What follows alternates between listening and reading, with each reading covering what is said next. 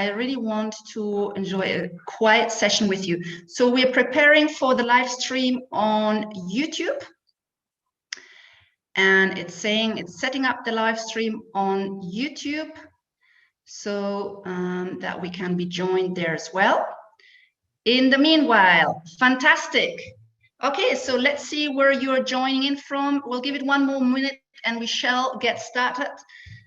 South Africa, Atlanta, Canada, Germany, Botswana, Vermont, Birmingham. What else did I see? London, San Francisco, fantastic. Excellent. Michigan, Jamaica, welcome. Egypt, welcome in the house. Okay, fantastic. Netherlands, Namibia, great, great, great. UK, fantastic, fantastic. Rwanda, hi neighbor. Hungary, Greece, fantastic. Okay, so again, from all over the world. And let's hope that also today, our African connectivity, that is the Rwandan internet, is going to stay with us as it did the last time. Okay, we shall get started. We shall get started. All right, let's record.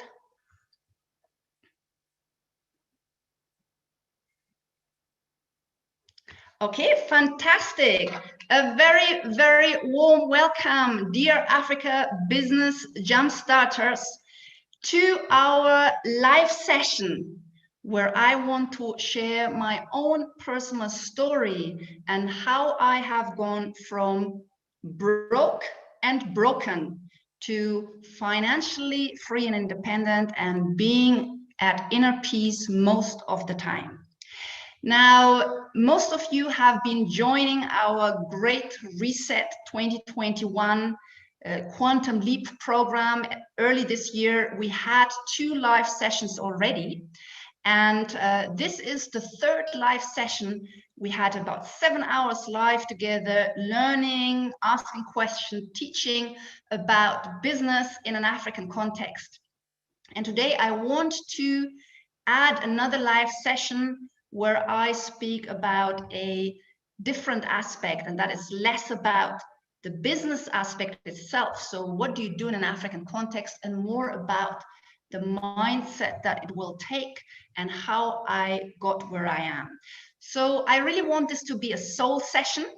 That means today there will be no PowerPoint. I hope you can, focus just on the words.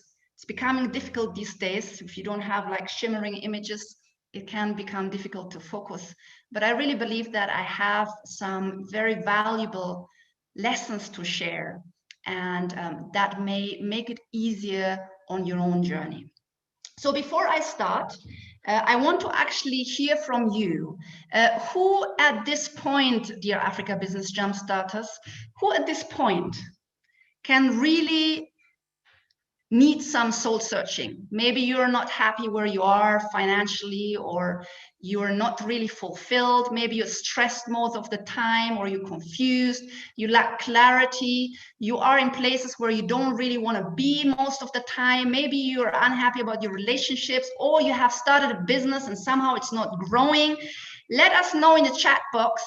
I just want to see, where are you at? Who is me, okay, a lot of me's coming in. Okay, me, all right, so I'm not satisfied, some of you are saying, and yes, I can definitely relate to that. Someone is saying, definitely would love to get me there. Africa is calling me, I need to relocate to Africa.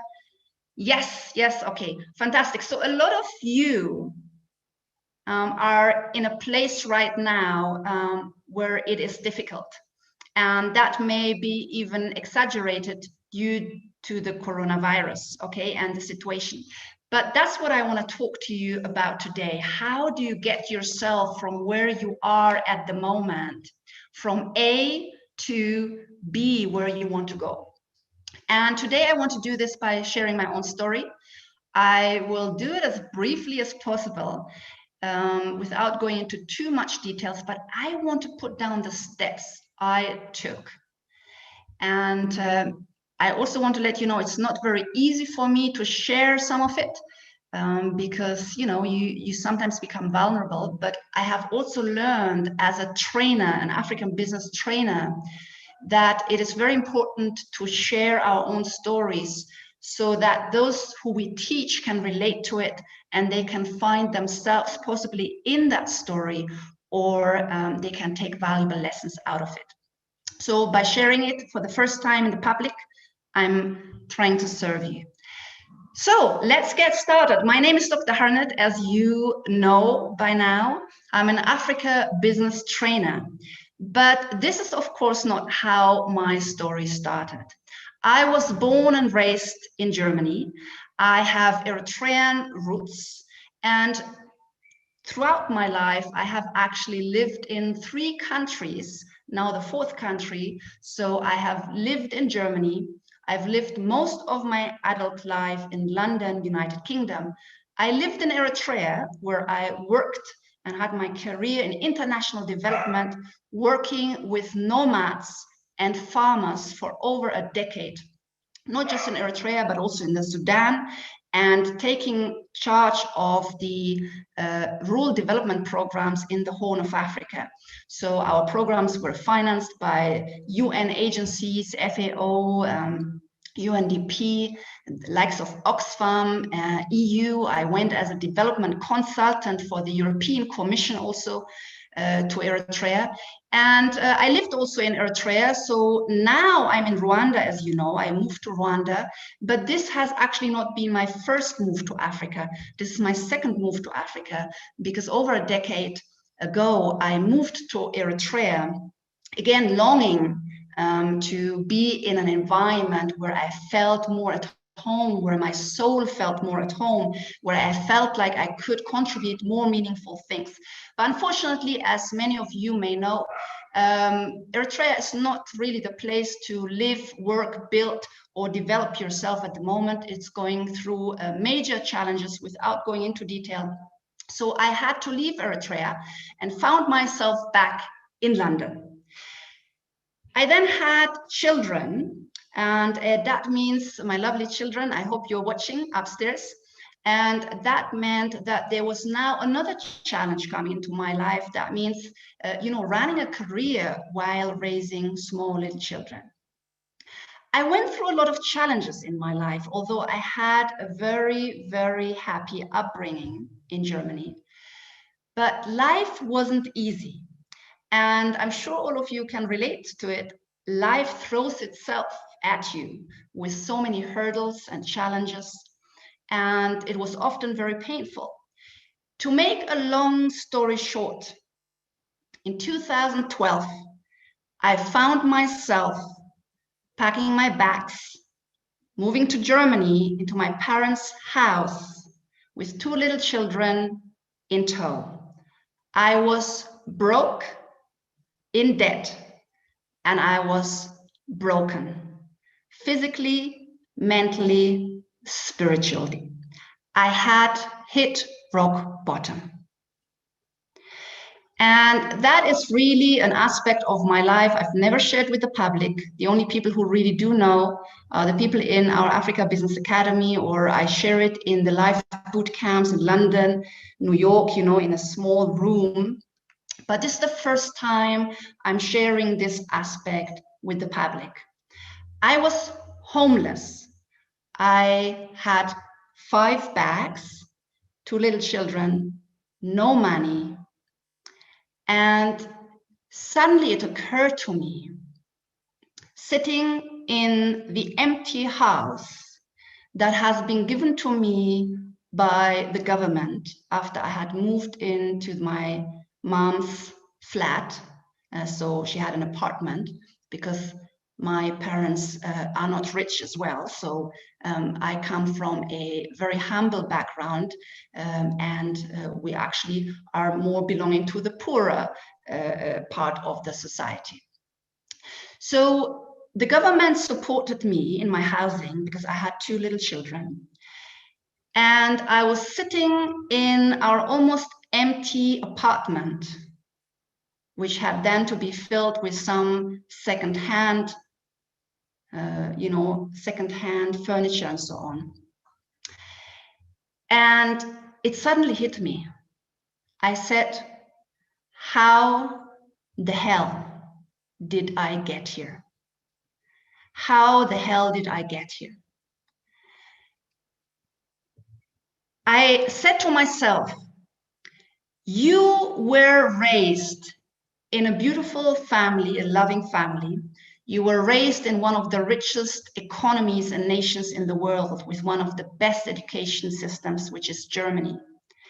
You were, okay, someone is sharing their screen. Anumpa Ghosh, you're sharing your screen. So please unshare. Otherwise, I need to remove you quickly. Okay, you can join us on YouTube. All right. So I was raised in one of the richest economies on the globe. I had a very, very good education. Not only that, I was always somewhere top of the class. I had my PhD, as most of you know. And again, I received that PhD with cum laude. So it was like an A+, a special recognition from my professors. I was healthy. I was, you know, let's say good looking. I had everything for me going for me, everything.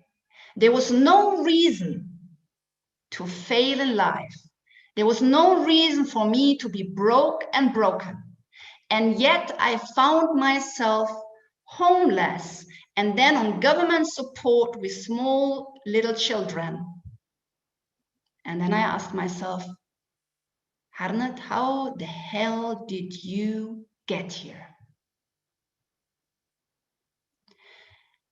And that was an important question, because that question is what allowed me to reinvent myself, to build myself up. And I remember one story, and that's maybe the only story that I will share. I have many stories to share, but I will share a little moment where my younger son, he was ill with a fever, and he had a high fever, and so I had picked my older son up from kindergarten. And you know, the fever wouldn't go down after a few days, so I decided we had to go to the doctors. It was winter and a lot of snow outside, and I needed to go to the doctor, and the doctor wasn't around the corner. We had to actually drive there. But the taxi drive would cost me around $20 to $25 or euro. And guess what? I didn't have the money. I didn't have the 20 euro to get my son to the doctor. So I was pushing the pram through the snow. And, you know, it's very difficult. And I pushed it all the way to the bus stop. And there my little son was with a high fever. And while I pushed him through the snow, and my older son was 4 years old at the time, so they were 1 year and 4 years old at the time, was holding on to the pram, I said to myself, never, ever again. Never, ever again. And that was the energy that would drive me towards success. And maybe before I then tell you how I achieved it and the steps I took that enabled me to go from broke and broken to, in a few years, becoming financially independent. It took me about 4 years to become financially independent. And now I am, you know, I'm not going to share publicly the exact details, but well, I'm earning well over $500,000 per year. And for example, I'm building my house here in Rwanda. I bought the land, I'm building a beautiful villa, and I have paid for all of that in cash.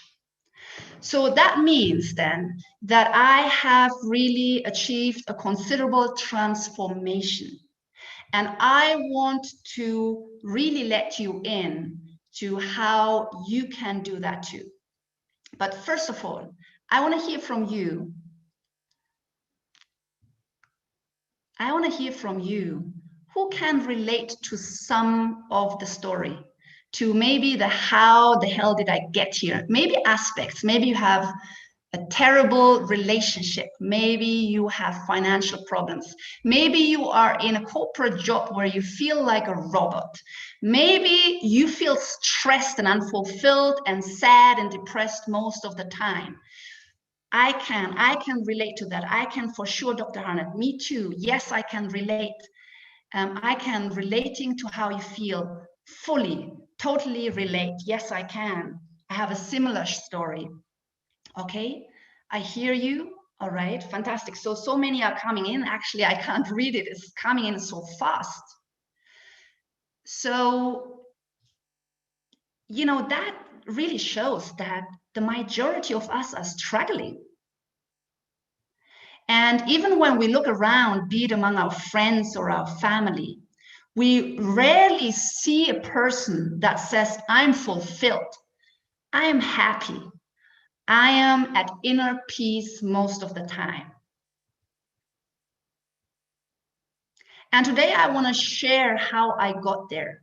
And the reason why I decided to become vulnerable, because it's not easy to share parts of your personal story where you feel like you failed. You failed big time and you had it all. There was no reason to hit rock bottom. So let's continue and look then at the steps that I took. And this is really my story. You know, some of the steps may work for you, some of them may not. But I want to share them with you in detail so that you can take from it what can work for you. And I hope that you will get inspired, motivated, and possibly you will get some eye openers today.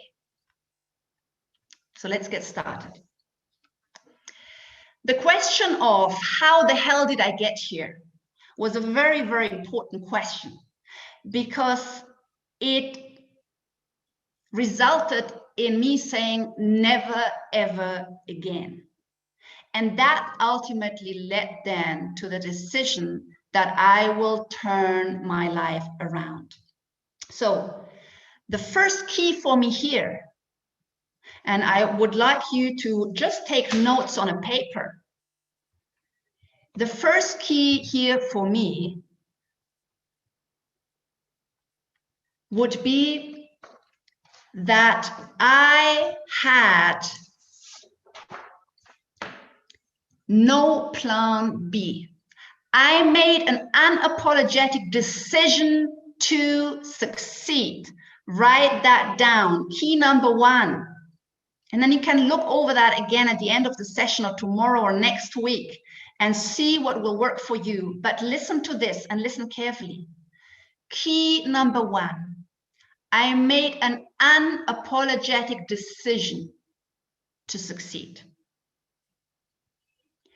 I had no plan B. Now, that was my why.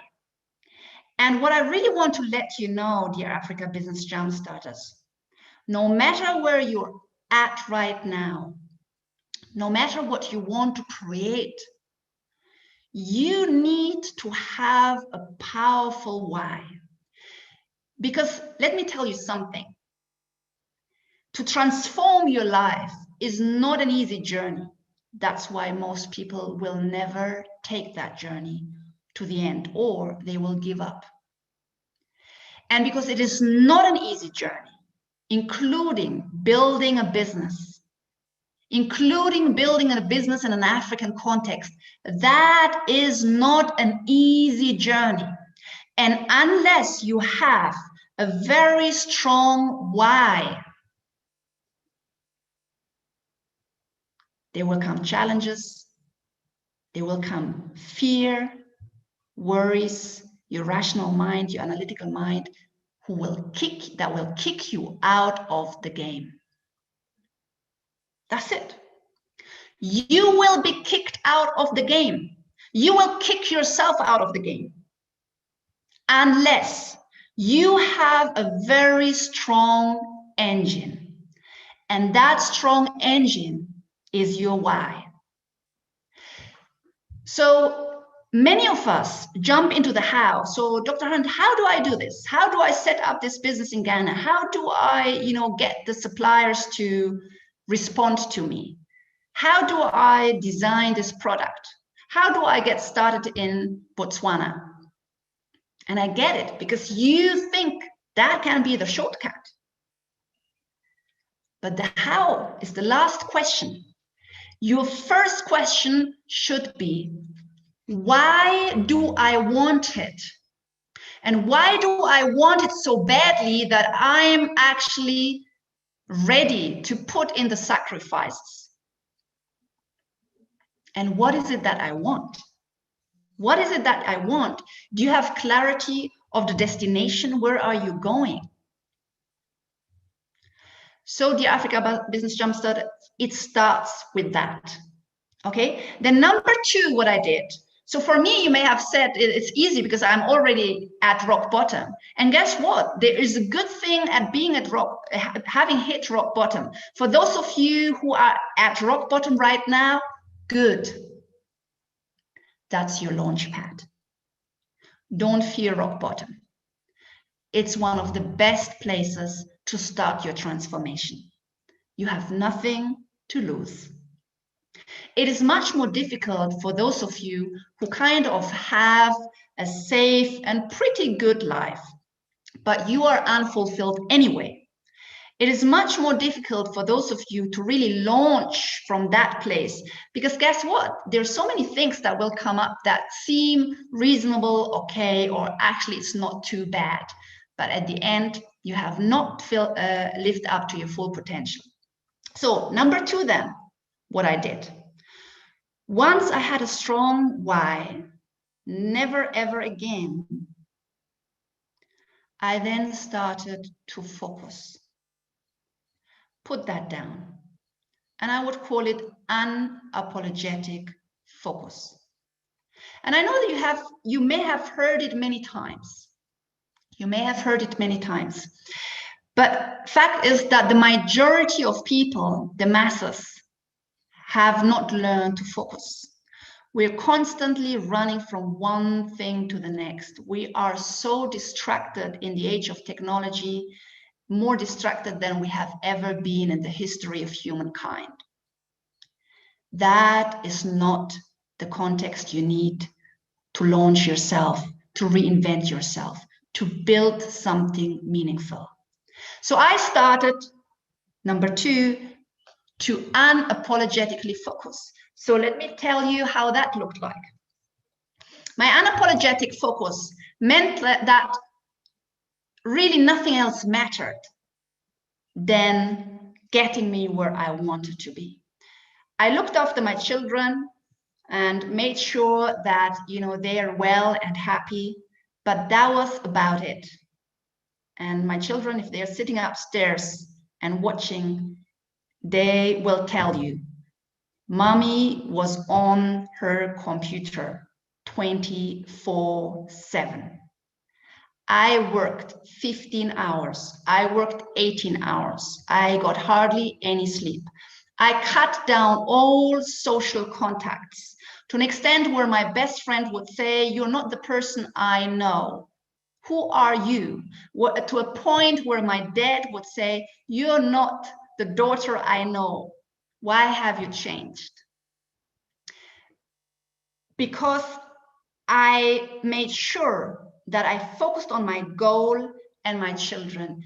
And for the time being, and I have to let you know, that was about 4 to 5 years, I lived in isolation, and nothing could compete with my goal. Remember the unapologetic decision? Now I had unapologetic focus. And that also meant that for years I didn't watch TV or news or anything. Sometimes my mom would call me and say, you know, did you hear? No, I didn't. Well, it's all over the news. And I would hear 2-3 days later about it, because I was really in isolation in my own world.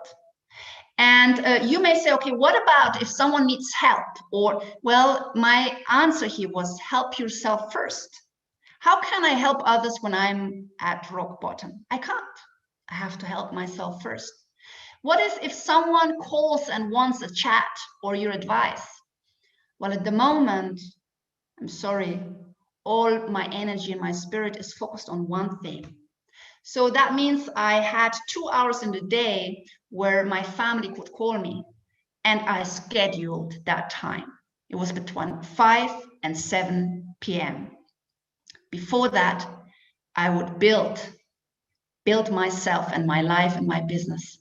After that was bedtime for my children. And after my children were at bed, I self-educated. All right, so number 3, what I did, write it down. I decided what I want. I'm trying to go down a little bit faster. I decided what I want. And it started with the context first. What did I want? I wanted freedom, flexibility, and I wanted to contribute towards the development of Africa. That is what I wanted my whole life since I was at school. And it started actually when I traveled to Eritrea in the early 90s, and I saw the farmers struggling. I saw how they were struggling, working so hard and having so little on the table. And I decided I want to study so I can support the farmers in Eritrea. And that is, you know, in the early 90s. So since then, everything went towards Africa. I've worked in an Africa business context for my master's, for my PhD, and over 20 years, I worked for Africa. That's all I ever cared of. So what else did I want? Freedom, flexibility, Africa. That meant that was the context. So it is then by design and not by chance that now I can travel across the world and still lead my business. It is not by coincidence, but by design, that I can sit somewhere in a hotel room or at the beach, or that I can look after my children when they're sick at home, and I can still run my business. I decided to go online because it gave me the flexibility with my little children, and me at the time having moved from the UK to Germany, but knowing that I will move again to the continent. And therefore, the high amount of flexibility and freedom that I experience is by design. And I want to let you know that this is very important, that you kind of need to know what you want. What is the business for you? It should not be that you then become a slave to your business and you end up as stressed in your business. What you want is, you want the African business to be an enabler to lead you towards the life and the lifestyle that you crave and deserve. So the business should serve you, not the other way around. And so it's very important that you get the clarity. And that is also part of the why, and then it comes to what. Can you see? I haven't figured even out how I will do all that. It's important, dear Africa Business Jumpstarters, that you know the why, because it will be your engine, and that you know the what, so you know where you're going, your destination. And then also, what are you offering the marketplace? Okay, so the next thing then that I did, number 5, is I started researching like crazy. There's 3 aspects I researched: how to do business. Number 2, how to do business in Africa. And number 3, my mindset. Because something very, very important, I realized something very important when I asked myself the question, how the hell did I get here? And that was that I had a poverty mindset. That's it. So if you ask me, how can you be so well educated and you grew up in one of the richest economies in the world? How did you end up broken? It's because I had a poverty mindset that I had inherited from my lovely family. I love them so much, but they all have a poverty mindset.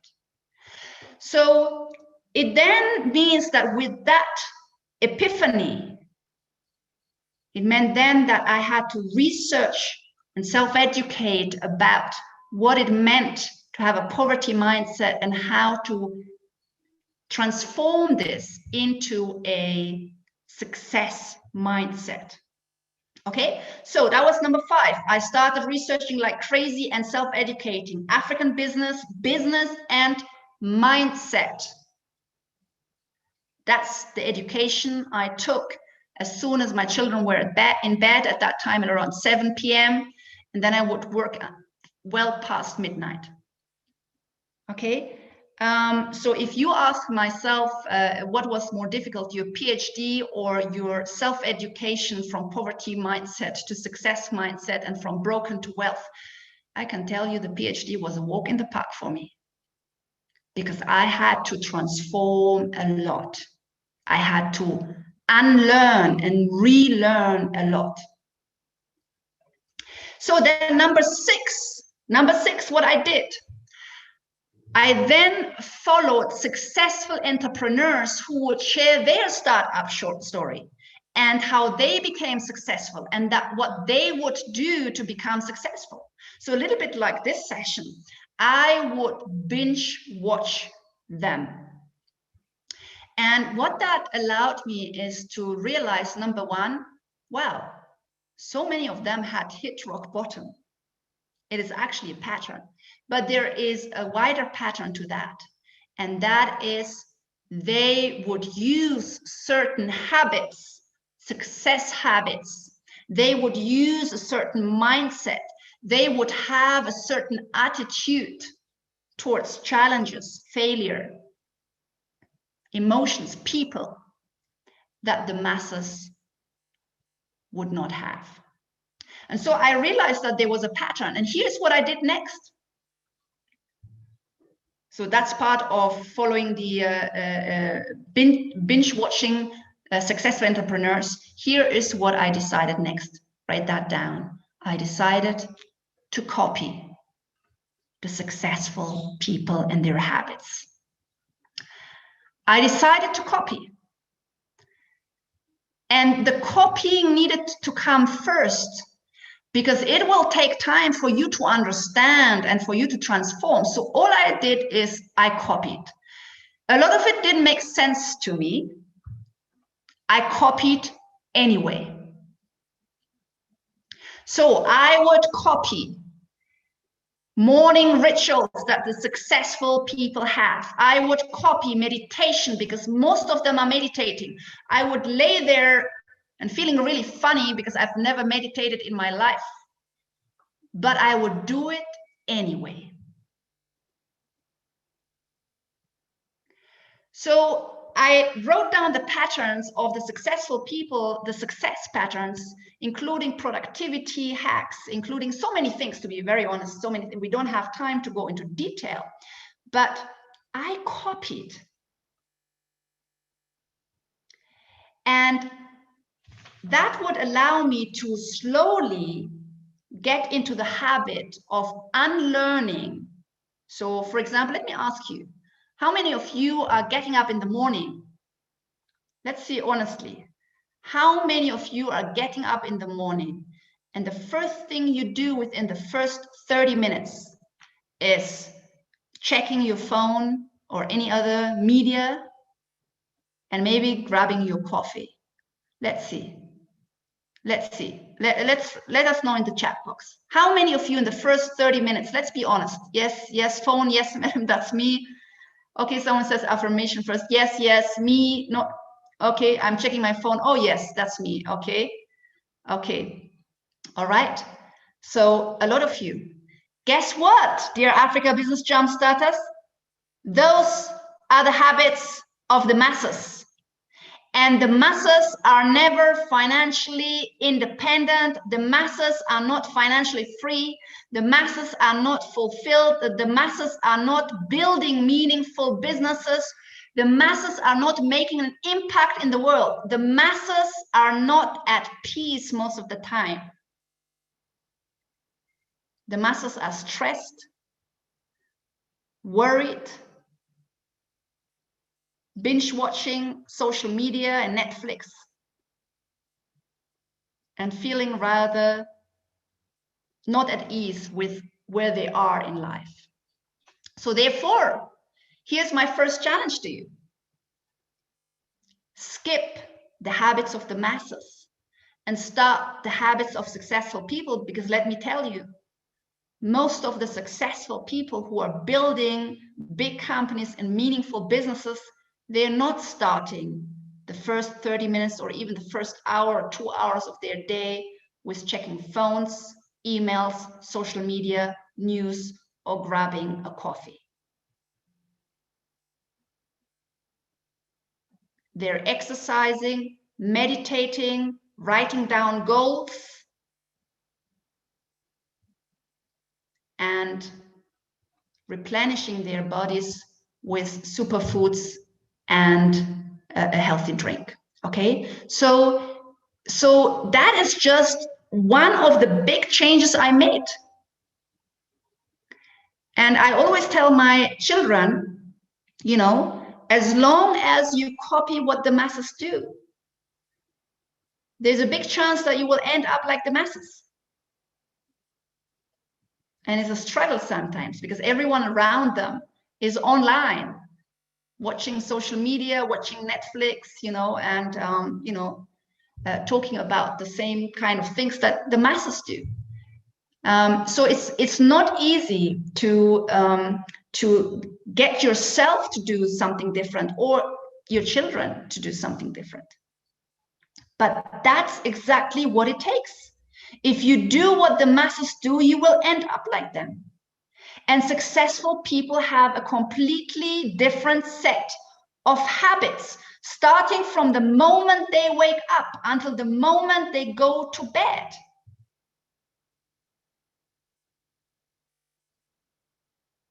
That's a biggie. All right, next, number 6, what I did. And I'll be very concrete here. So I found, because since I wanted to have flexibility and it was an online business for me, I then followed Brendon Burchard. Okay, so that is just to give you some details. Brendon Burchard at that time, I'm talking, this is what I'm sharing right now is 2012 to 2014. That is my drawing a plan period. Okay, 2012 to 2014, it took about 2 years, drawing a plan. So Brendon Burchard, and it took 2 years because I didn't know what I was doing. I had to all figure it out myself. At that time, I didn't have a coach or anything. I didn't even know coaches existed, to be frankly, or that you can. So I tried to figure it all out by myself. So I came across Brendon Burchard's Expert Academy. And basically, he put out these, online products and how to become an expert in your industry. And I decided I will take his teaching and replicate it for Africa. So very, very early on then in my business, I decided my business model. I said, I'm going to take what he teaches, how to make information convenient to your clients and make it available affordably. And I decided I will become the leading expert on Africa business advice for the diaspora. Now I've moved to the continent, I'm expanding, but that was early on part of my plan, to become an expert and to make the information available conveniently. So can you see now, here's the keyword, write it down. Here's the keyword. I was very clear early on about my positioning. Write that word down, positioning. And this is in our Africa Business Academy, we talk about the positioning a lot. the reason why we have 70 to 80% of businesses fail in Africa in the first 2 to 3 years. 70 to 80% of businesses fail in Africa in the first 2 to 3 years. The odds are against you in Africa or anywhere in the world.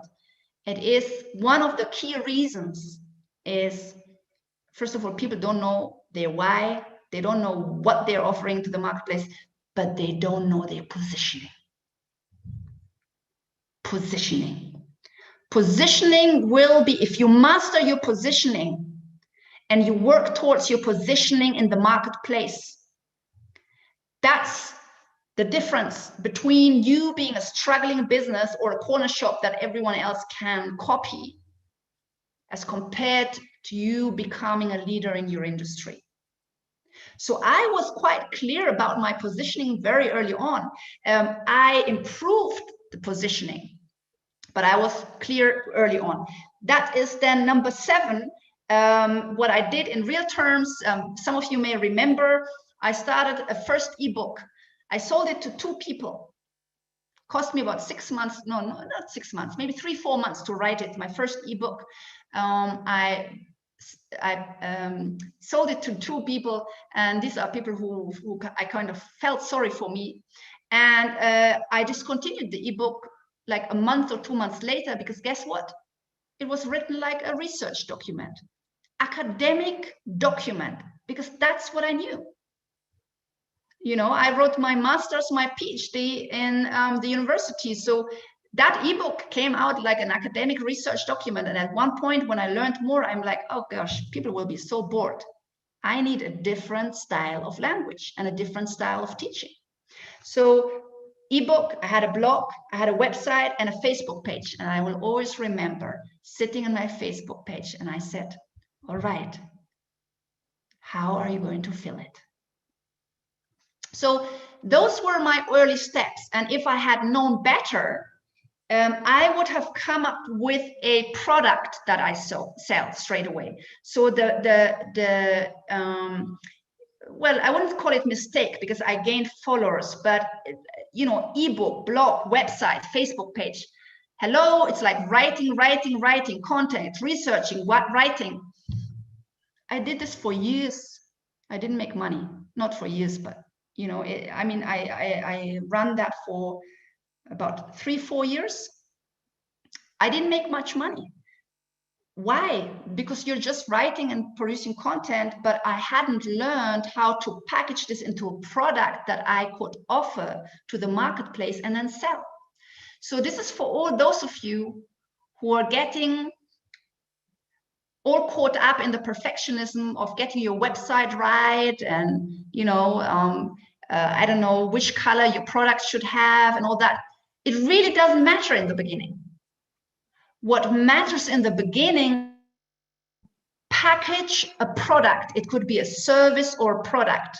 And when I say packages, what are you offering the marketplace? Okay, you package that as an offering to the marketplace, and then you want to be paid for that. Now, here's an important part. The more valuable your offering is to the marketplace, the more will you be remunerated or paid for it. I'll say it again.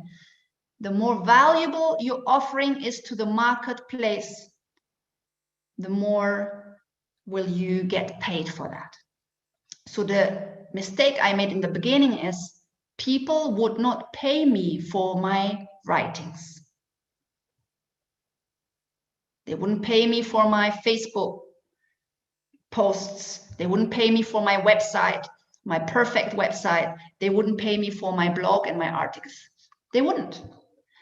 And we often focus on the wrong thing, but this was part of my learning. What I would do now, if I knew, I would look for a product that the market would want. And sometimes it takes some, you know, some trying it out. And then you offer it for a certain price. You get it out quickly into the marketplace. Then you get feedback from the marketplace. Even if you get a no, that's a feedback. Why not? Can you let me know why you didn't buy? Can you let me know why you returned? Can you let me know why you didn't like it? That's feedback. It's valuable feedback from the marketplace. And that will inform you to improve your offering.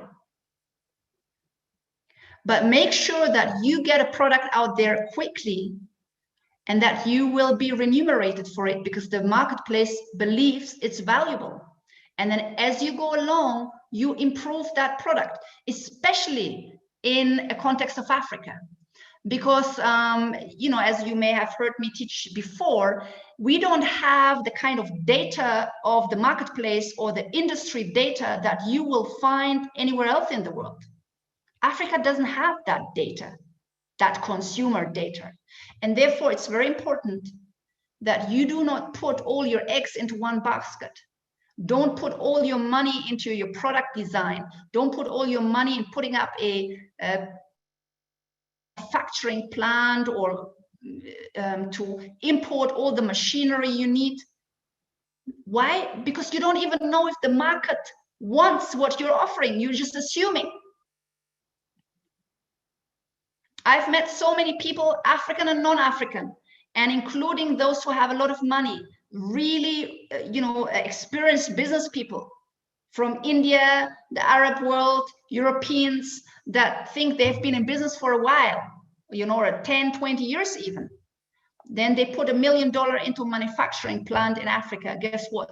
They're sitting on their products. Why? Because they have assumed, first of all, that they know business, and number two, that they have done their research and that what they're offering is really, really needed.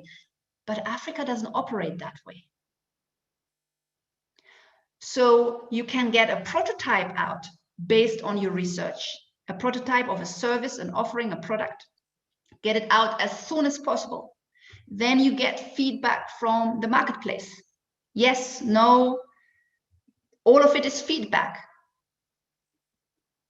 And then you improve your product as you go along in real time. That's what works in Africa. That's what works. All right, so that was my phase number 1, 2012 to 2014. I call it the drawing a plan phase. Phase number 2 followed then from 2015 to 2017, which I call my building my foundation phase. And I will tell you more about these phases because they're very, very important. I have 4 phases. I have 4 phases. Maybe I can read them out for you. My first phase is drawing a plan. Put that on a separate sheet of paper. First phase, drawing a plan. Why, what? Your why and your what. Then your next phase is building your foundation. Building your foundation is your next phase.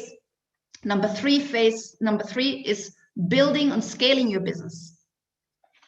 Okay, and my last phase, I call it balance, inner peace, and investing. Balance inner peace and investing. The investing is put here because now my money that I earned can make me more money. Okay, but that is not how you should be starting unless you only want to become an investor and you don't want to do your own business. And here I want to show you something very important. Okay, look at this, please. Okay, let me go on speaker's view for the recording. Oh, okay, can you see my drawing? Can I get some thumbs up? Okay, thank you. Okay, you can see my drawing. Okay, so look at this. So when you get started, you put in a lot of time, a lot of energy, focus, money, and guess what? It looks like nothing is working. It looks like nothing is moving.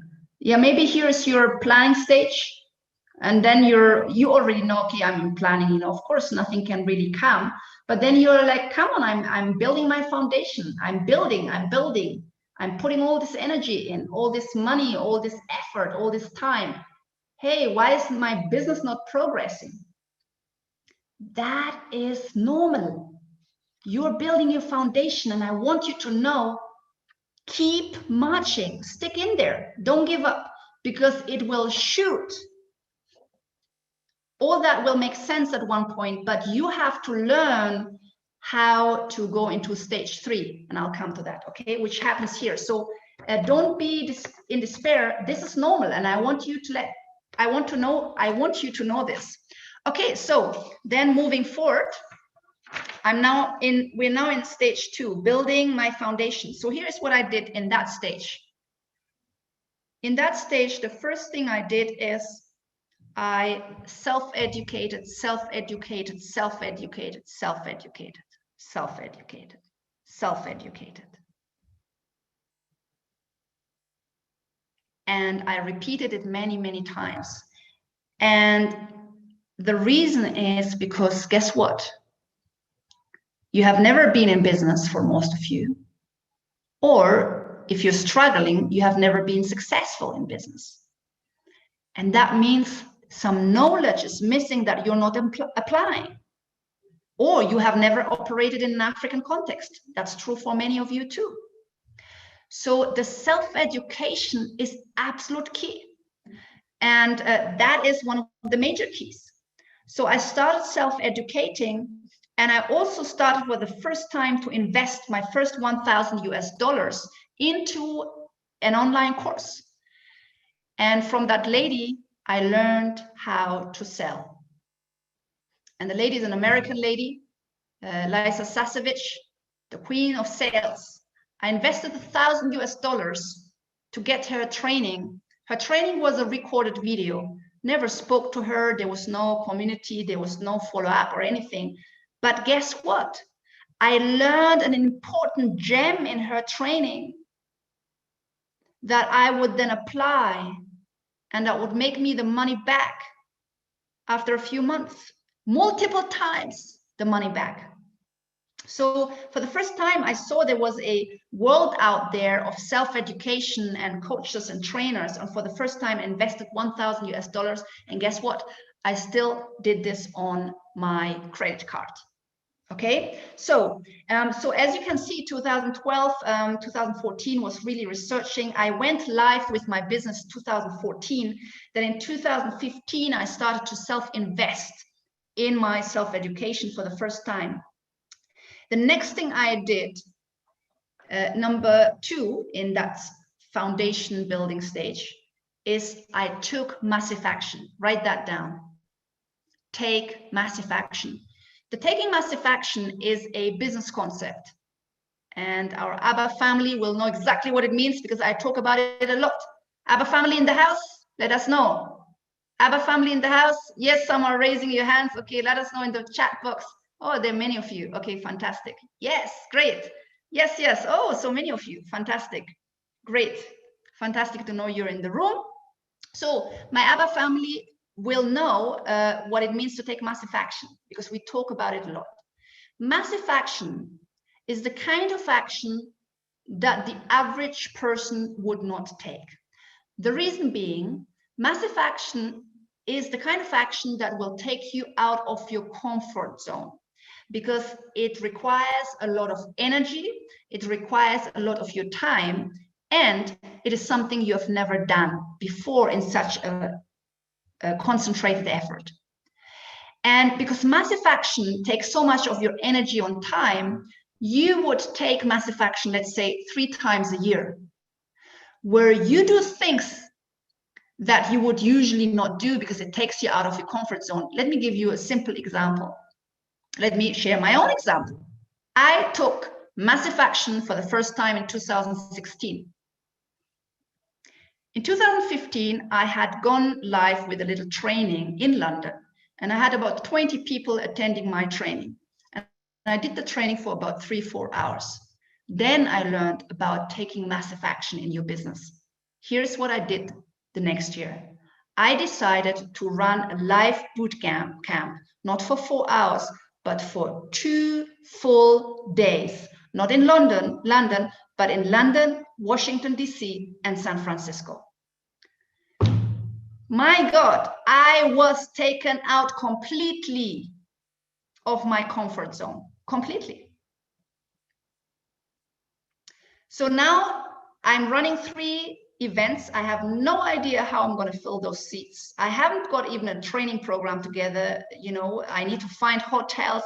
I have never done this. And now I'm doing it on 2 continents. And guess what?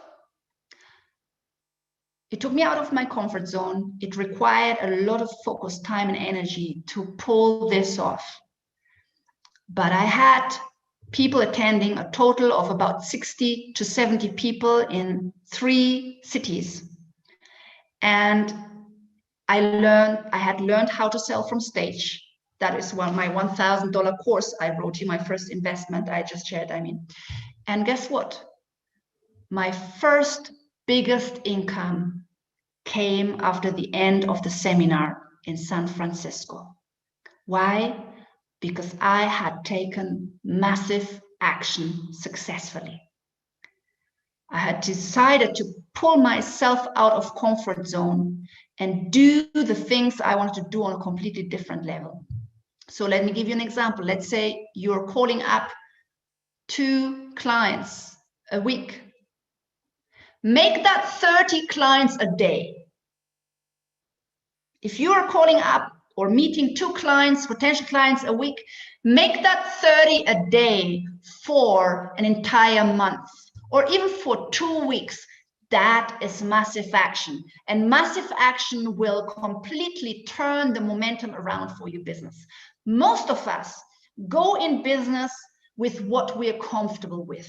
We're going one step at a time with what we know, what feels good, where we feel we're in control.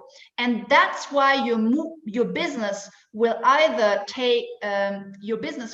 either stay small forever, or it will stay small and you will not see the financial returns for a very long time, because you have not taken massive action throughout the year consistently, which means 2 to 4 times per year, at least to get you going, okay?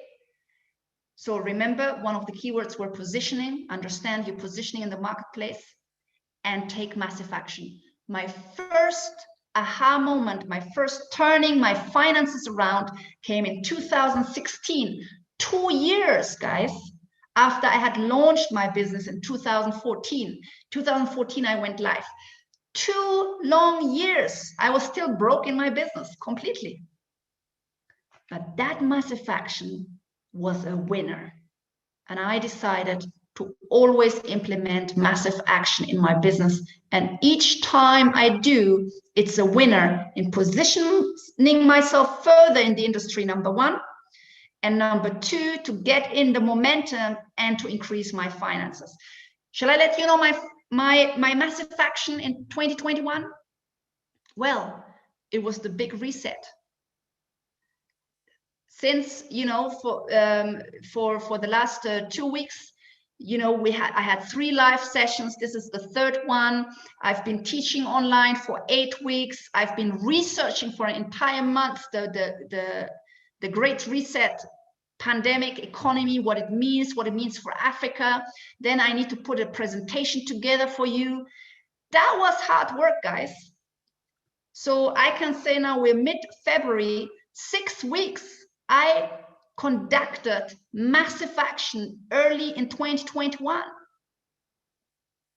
And this has strengthened my positioning as an expert, and it has brought my finances up considerably.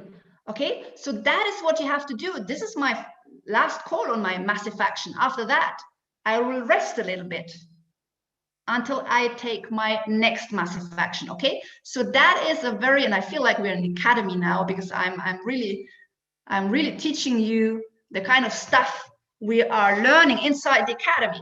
Okay, all right. So then my next step in the building my foundation phase was my money mindset. My money mindset needed to be transformed. Take a piece of paper, please. We'll do a small exercise. Take a piece of paper, a pen, grab one quickly. Okay, all right. I'm going to ask you a question. and the first thing that comes to your mind, please put it down. Don't overthink it. It can be a few things that come to your mind. Everything that comes to your mind, put it down on paper. Okay, ready? The question is, what comes to your mind when you hear the word money? Write it down. Quick, don't overthink. Money. What comes to your mind?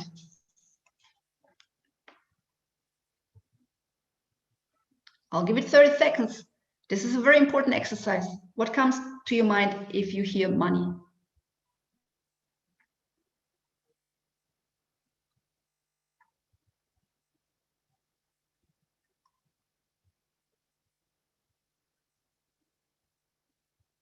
Okay, and some of you putting in the chat box, that's good as well. Okay, fantastic. All right, so now here's the thing. Okay, so some of you put wealth, freedom, and so on, resources. Some of you are putting, I don't have enough, struggle, and so on. Here's an important aspect. Whatever you associate with money will be part of your financial story. That means if you have negative associations with the word money, so the association could be there's never enough, money doesn't grow on trees, the rich make the poor poorer, money can be corrupt, money is a struggle for me, money causes stress in my life. Whatever you associate with money, number one, and how money shows up for you. So that means you may have said wealth, but then are you wealthy? You may have said freedom, but are you free? So this is really crucial, because if you want to become financially free, you have to have a relationship with money that will allow you to become financially free. And if you have a negative association with money, you cannot turn money into a tool that allows you to become free. You have to first change your belief system. Now, that is also true for those of you who put wealth, freedom, and so on, but then you're not financially free or you're not wealthy. That means that maybe you understand in your conscious mind that money has a positive meaning to it. You understand that in your analytical mind, but in your subconscious belief system, you don't really believe that. Because if you would already be free. So something is hindering you then to use money towards freedom or financial independence and so on. And so what I did, guys, I worked hard on my money mindset. I worked very hard on my money mindset. Okay, what did I do? All sorts of crazy things. First of all, I would carry a lot of money in my wallet. Okay, I would carry money in my wallet because I always had scarcity, not enough. So I would carry money in my wallet. I would meditate over money. I would see me sitting at a river, and a beautiful river, and then coins are coming down that river, flowing into my life. I would visualize what I would do, beautiful things with that money. I would even, I'm sharing it here, I'm vulnerable, guys, but I can now because I have succeeded. I would even take a lot of notes, throw them up the air. And if my kids are watching, I would do that when they're asleep. I would throw them in the air, and then I would dance with the money, and then I would take the money and I would smell the money. Guys, money was my struggle for over 20 years. It was a key reason for my pain in my life. As an honest, well-educated, and hard-working woman, money was my key pain. And that resulted then in a lot of other pains.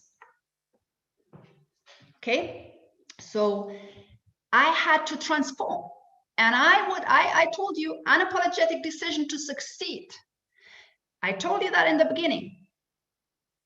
I would smell my money, I would carry my money, I would sleep with the money, I would visualize the money, I would meditate over money. I would do everything it takes to build a positive relationship with money. And I can't say I have succeeded. I just bought my land and my house in cash. I'm financially free. That's what it took to take me from broke and broken to having a very good relationship with money. So much so that now I can, I share that with my children. I believe my children have a very positive relationship towards money because now they've seen me. And in fact, people would come into my house. My boy, both of them, all the little coins, they would be laying around the house. There was money around the house everywhere. They would play with money. We even had a little truck filled with money. And my kids thought it's a toy. But they also learned that money doesn't come from just easily. So, they also know that I work hard for that money. So, but it's a positive relationship, and you need to really work on your relationship with money. If money hasn't shown up in your life the way you want it to, maybe you have a lot of money, but then you're scared of losing it. And you're holding on to the money instead of enjoying your life. That can also be a not healthy relationship towards money. So money is not just about having none. It can also be about having a lot, but then feeling guilty about it or worrying that you would lose it. Okay. So then the next one is the next thing I did in that building my foundation is the last point was I would I would have a strict morning routine. And I've also mentioned that it didn't go from today to yesterday. It took me some time to develop that. One thing I would do, the first thing was meditation. Meditating. And I'll tell you a little bit more in a minute why this is crucial, and you need to absolutely implement this if you want to change your life around. That's it. That was the building the foundation phase, guys. Can you see we're like 11 or 12 points in? Where are we on that scale of being successful, visible, or making money? Let me tell you, we're here. And in my life, this is about 3 years, more than that with the research. With the research, 4 to 5 years. And I'm still here. And I'm like, keep marching, girl. Why? Because there's no plan B. Keep marching. Why? Because I promised myself and my children, never, ever again. So you keep marching until you have figured it out. So I put everything that you just wrote in, 11, 12 points. I would do it for a minimum of 12 hours a day. And I told you there were times where I worked 15 hours, 18 hours, to an extent where I would actually develop symptoms, health symptoms. And that's also not unusual for entrepreneurs. My health started to lack. I didn't notice at the time. Okay, so then we will be quick. Pillar number 3 or phase number 3 is now building and scaling. That was 2018, 2019, and I'm so happy to say 2018, actually starting at the end of 2017, look what happened. My business started shooting up.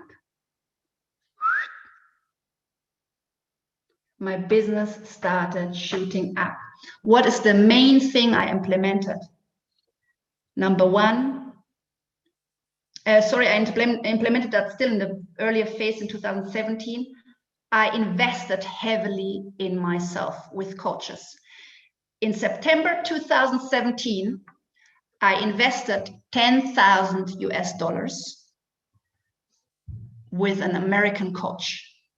Actually, it was not just one coach. It was a one-year program with several coaches from the United States and one from the UK. Okay, I invested 10,000 US dollars, and that was in September 2017. Now, here is what's important about this, because I had already moved quite far up here. I had learned so much, I had transformed, I had implemented. But what these coaches allowed me to do is like, they would really, you know, it would hit home. A lot of the things I couldn't make sense of. So one thing one of my coaches said on the live stage is, if you struggle in business, chances are that you are not putting enough time into marketing and sales. If you struggle in business, chances are that you are not putting in enough into marketing and sales. He said most people put everything into operations. You know, operation, planning, managing the business, managing whatever, but they're not putting the time needed into marketing and sale. Most people put 10, 20% into marketing and sale. Why? Because they shy away from it. That is, again, your money mindset. All right, they shy away from it. They don't like to sell. Most people anyway. He said on the stage of my $10,000 one-year course, this was in Amsterdam, so we were traveling to different countries, London, Amsterdam, Spain, where I did my crazy survival training. So he said, you need to put in 60 to 80%. Put in 60 to 80% of your budget and your time into marketing and sales, and we'll turn your business around. Now, look, guys, let me tell you a story. There was a lady there, I remember her very well. We were hundreds in the room, and there was a lady there who actually went around during the break, and she said, guys, you know what we're being taught here on stage? I know most of it already. I didn't pay thousands of dollars to hear things again that I already know. Well, first of all, if she was already financially independent or rich, she would probably not be in the room in the first place. So that means there's still things she doesn't know. But she looked at, you know, I'm listening to what I already know, and I paid thousands of dollars for that. That is, again, the mindset of the masses. And I had learned from my self-education, because I'm on it like a crazy woman, that the successful people have a different mindset. So guess what? Me being 4 years into my business, I also knew about 80% of what the guy was telling us on stage. I had already learned that. But that one gem where he said, chances are you're not putting enough time into marketing and sales, that was my golden nugget, and I will never forget that moment. That was my golden nugget. And he showed it on a flip chart, and it took about 5 minutes for him to demonstrate. And I took that nugget home. And guess what? It turned my entire business around, because I started to implement it immediately. That's when it started shooting up. The $10,000 of investment, I learned so many other things, but guess what? I made it back multiple times.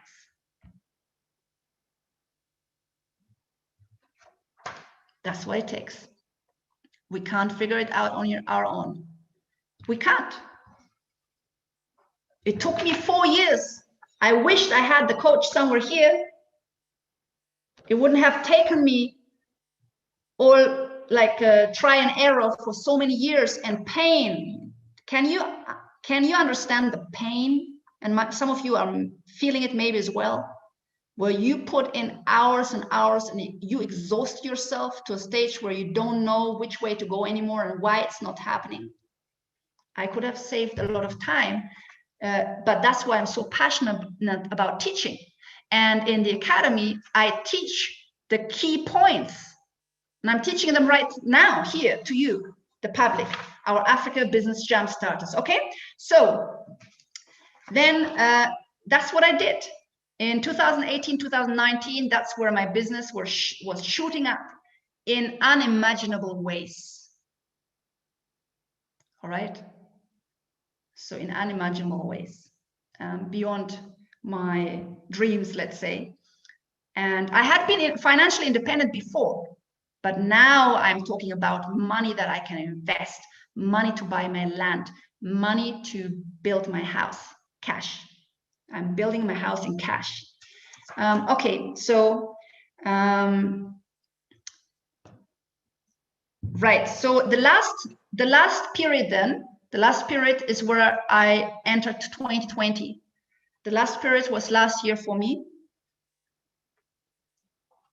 4 periods of building, and the last one for me, 2020, and I call it balance and seeking inner peace. Why? Because in 2020, early 2020, my health was catching up with me, or basically the lack of health was catching up with me in ways I had not anticipated. Last year, I conducted my training in New York, which was the biggest boot camp we ever had. Unfortunately, Corona hit also at the same time. I caught one of the last planes going from New York, leaving from New York, and everything was closed the day after. And I found myself in my home, bed-stricken a few days later. I wasn't able to walk to the shop. I wasn't able to, you know, my kids were looking at you and they're like, "Mom, what happened to your face?" My eyes were swollen. My skin was rushing, like skin rashes. My hair was falling out in bundles. And I had exhausted myself. I had exhausted myself to a point where I could just walk through the apartment. I couldn't make the stairs. I had to pause and take the next stair like a 70-year-old woman. So that then meant that I had to reflect. I had to reflect. And so in 2020, I was seeking health, which is my #1 priority in my life. I was seeking balance and inner peace. I had been doing some of the work of balance, inner peace. All of that comes with meditating and growing yourself and transforming your life. But I had to do it with a bigger intent. Okay, I had to do it with greater intent. And the Abba family wouldn't have realized, because I would drag myself in front of the computer and maybe put a scarf or makeup. So, but my finances went down because I didn't do anything anymore for about 2 to 3 months. I couldn't.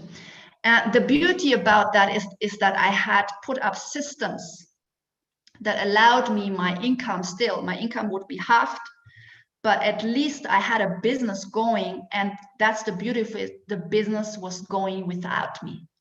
The systems were working that I had put in place, the processes were working, and my team was working. And therefore, even me being out of action, completely out of action for 2 to 3 months, all I did, I was serving the Abba family. That's all I did. I didn't do anything else. That meant then that, we were not struggling, which is a blessing. But now balance, seeking inner peace is huge.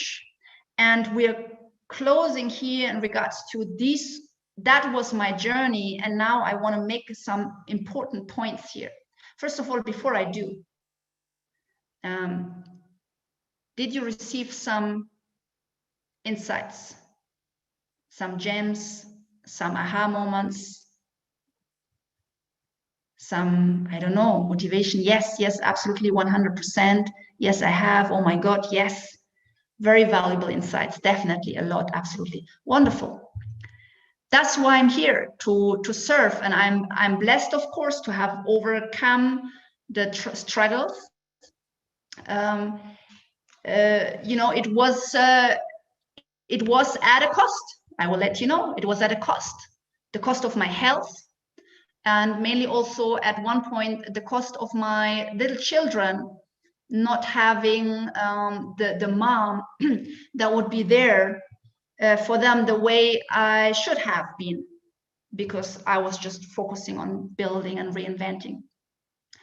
And if you're sitting upstairs now, boys, you've been a blessing to me. I should stop here, otherwise I'll get emotional. But what I will tell myself is that at least, although maybe they would get porridge for dinner and then eggs for breakfast, for lunch, because it's fast, you know, but it's healthy. I mean, I would do a porridge with banana and nuts and seeds and things like that. And you know, and even if the house looked like a mess for a week, because I would only clean once a week because I'm just focusing on building, at least my sons have observed from firsthand that wherever you are in life, you can turn things around. And they've seen us from having no money, or kind of sleeping on a mattress on the floor because the apartment was empty.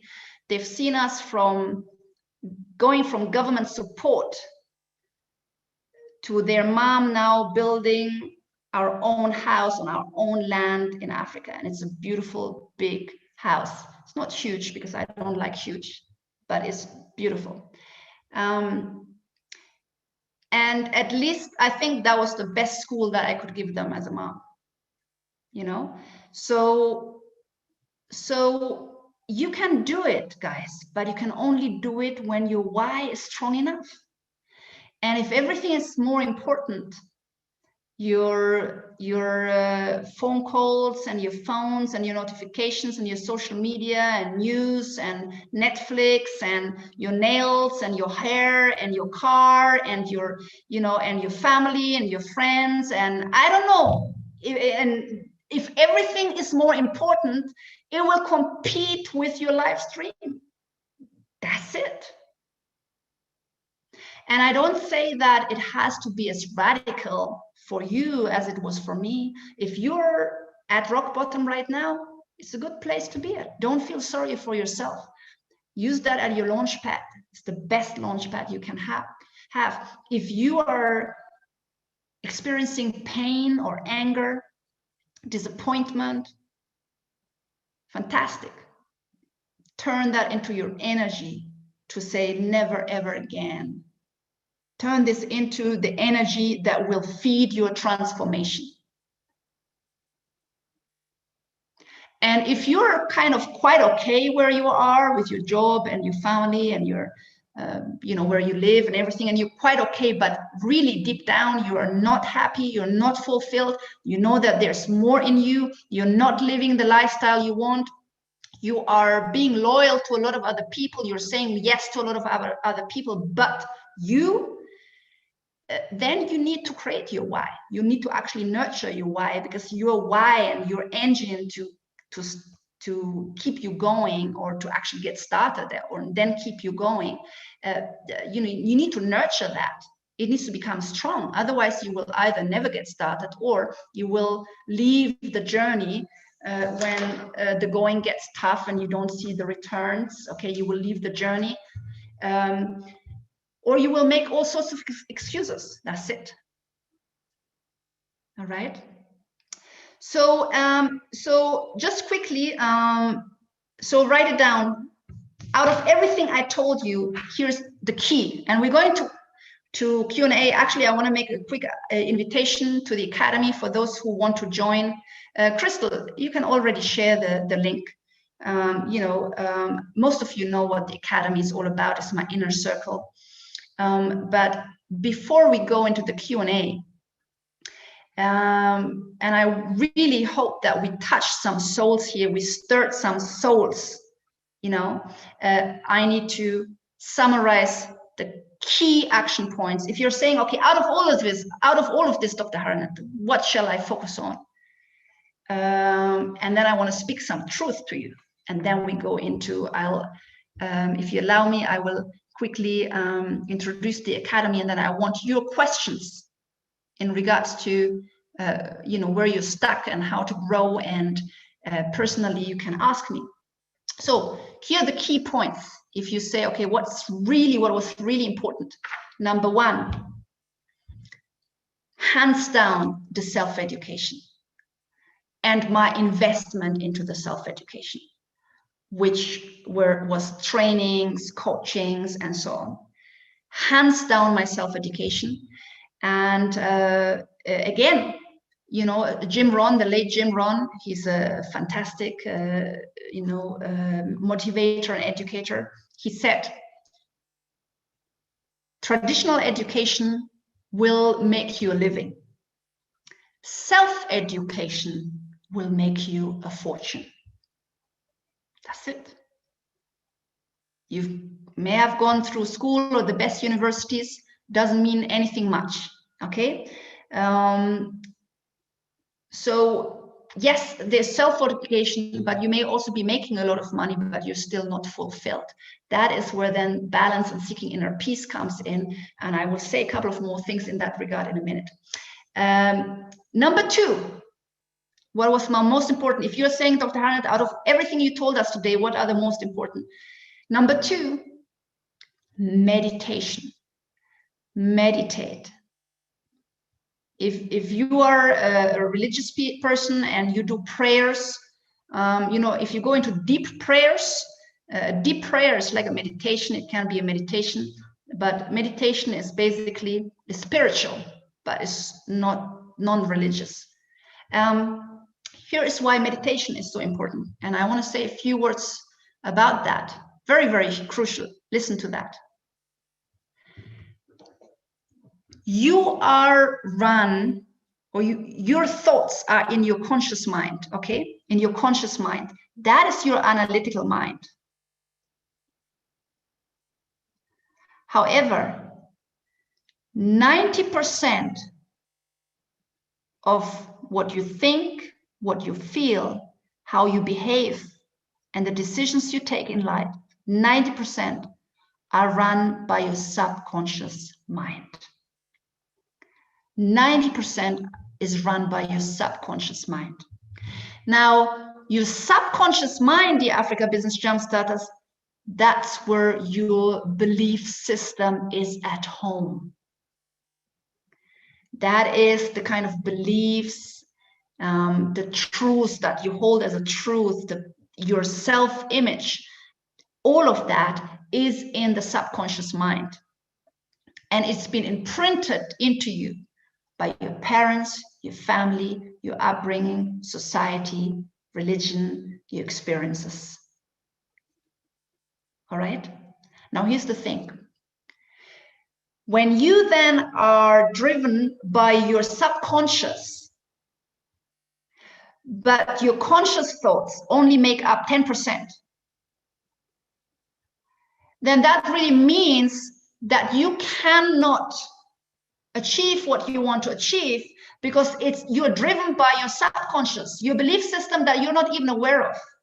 Now, meditation allows you to go from the conscious mind, all right?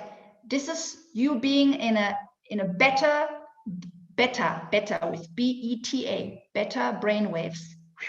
Look, they look like this beta brainwaves, very active. This is you thinking, I need to go to work, or I'm late. Oh, I should really start an African business. Oh, why this is not working? Oh, someone lied to me. I'm really upset about this. I should watch this on Netflix. All of that is your subconscious, okay? And it's a very active brain wave. Now, you cannot reach your subconscious from there. Your subconscious becomes active during sleep, but guess what? During sleep, you're just asleep and you can't really impact on your subconscious. So when you go into a meditative stage, your brain waves go from beta to alpha, they quieten down, and they go to theta, all right? And then they go to delta. Delta, almost you're asleep. And it is this theta, very quiet, almost before you're dropping into sleep, where the magic happens during meditation. And guess what happens? You have now surpassed your analytical mind. Your analytical mind is already asleep. Your fears, your reasoning is already asleep in that theta mode during meditation. But you can now access your subconscious mind, because that has not gone to sleep yet. So it's basically almost like a door, an opening from your analytical, your real world of reality into the door, into the sleep, into the subconscious. And that window is powerful. That is where you can reprogram yourself. You can reprogram. You can reprogram your belief systems. You can reprogram your fears. You can reprogram your relationships with people, with money. You can visualize your future, where you want to be, and your body thinks you are there, and it will prepare you for that. Very powerful stuff. I could fill hours with this. It works. It works. It works. It works. Let me give you an example in case you don't believe me. I had 9 years of joint pain here in my joint, 9 years of terrible pain. So whenever I feel cold or some kind of saliva relief, I am in pain. Going to the dentist is like an ordeal for me. And everyone checked it, doctors, hospitals in the UK, in Germany. No one could find a reason for the pain. They thought maybe I have a stone in here, like, you know, and they checked. No one could find anything. 9 years. Then I learned how to meditate. I learned it properly for many years, as you have heard. And I said, I can self-heal. And I learned that also through experts. And so in that state of theta, where I can reprogram me and my body and how my body's reacting, I reprogrammed that. And I saw myself healthy. You can see yourself healthy. You can see yourself rich. You can see yourself in a fulfilling relationship. You can see yourself in Africa on the beach. You can see, it's your dream, whatever it is. I self-healed the 9 years of pain in 6 weeks. Maybe even sooner. The reason I know it was 6 weeks is because I had major dental treatment. And my dentists know me because I had a lot of challenges with my teeth. And for the first time, I would usually take painkillers to ease the pain and for the first time, I'm sitting in a dentist chair, absolutely relaxed. I'm sitting in there relaxed and I'm smiling because I'm so happy. And my dentist and her assistant immediately realized, they're like, oh my God, what happened to you? You're smiling, you're not in pain. And I told them, I self-healed through meditation. I changed my money mindset through meditation. I found inner peace through meditation. I found more energy through meditation. It is powerful stuff. And those of you who are not doing it are losing out on the power you have within. And the reason why I started meditation is, if you remember, because I copied what the successful people would do. Okay. All right. So number 2 was meditation. Number 3, what you absolutely have to do, focus on one product that works and scale. Focus on one product that works and scale. So many of us are doing too much, too many business models, too many ideas, too many countries, too many services, too many products, too many great ideas that we think, oh, low-hanging fruit, let me do this. Focus on 1 to 2 products that work and scale those, improve them, scale those for the first few years. When you diversify too quickly or you're juggling too many ideas, you will become no one in your industry. That's it. Number 4, very, very important, learn marketing and sales. Learn marketing and sales and build systems around it. Marketing systems, sales systems.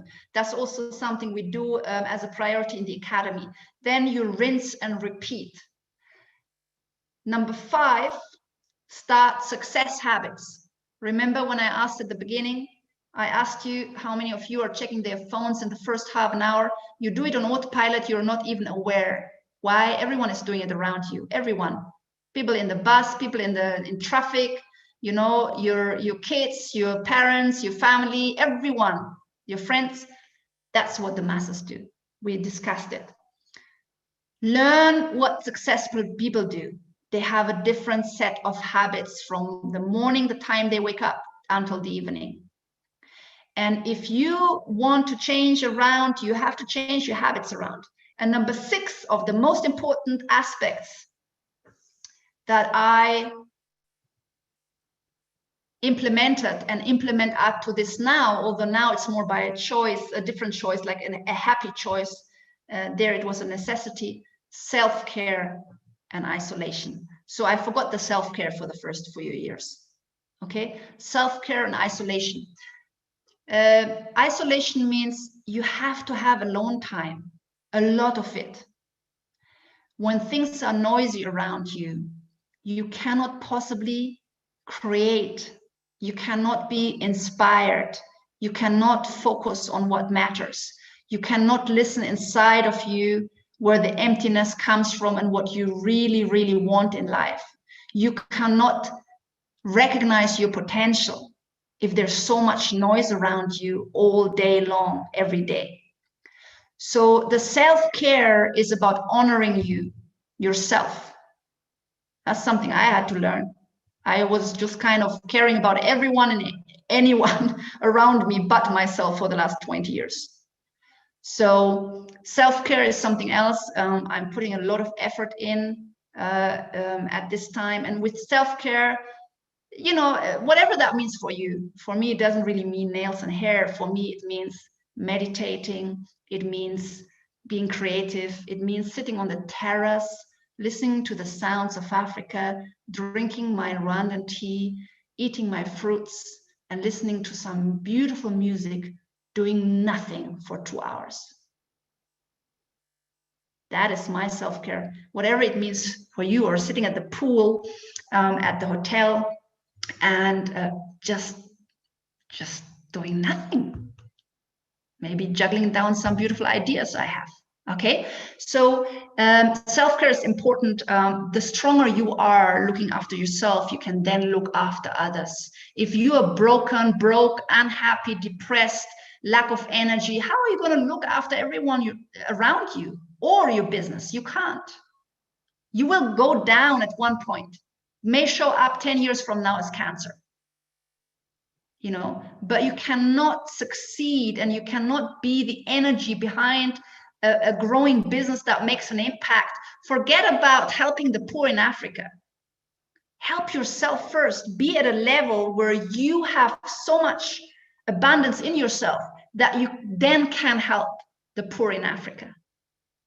This is not about being selfish. This is about honoring yourself, so you are in a better position to serve those who need you. And so here is the final truth to you.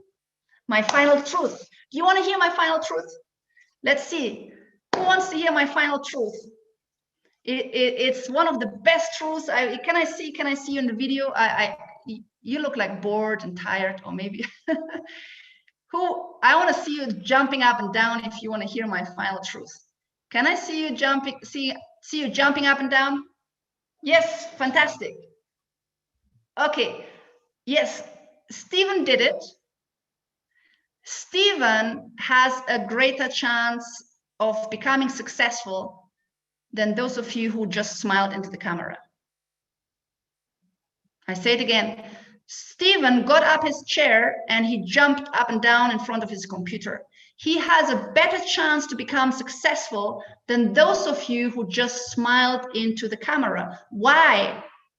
Because those of you who stayed in their seat, feeling possibly silly, getting out of their comfort zone, doing something they're not used to, trying something new, jumping up to the occasion, being visible and standing out of the masses, those of you who try to fit in and do the things like you always do, guess what? Just self-observe. Why did you not jump up in front of the computer? Yeah, Stephen has a greater chance. That's it.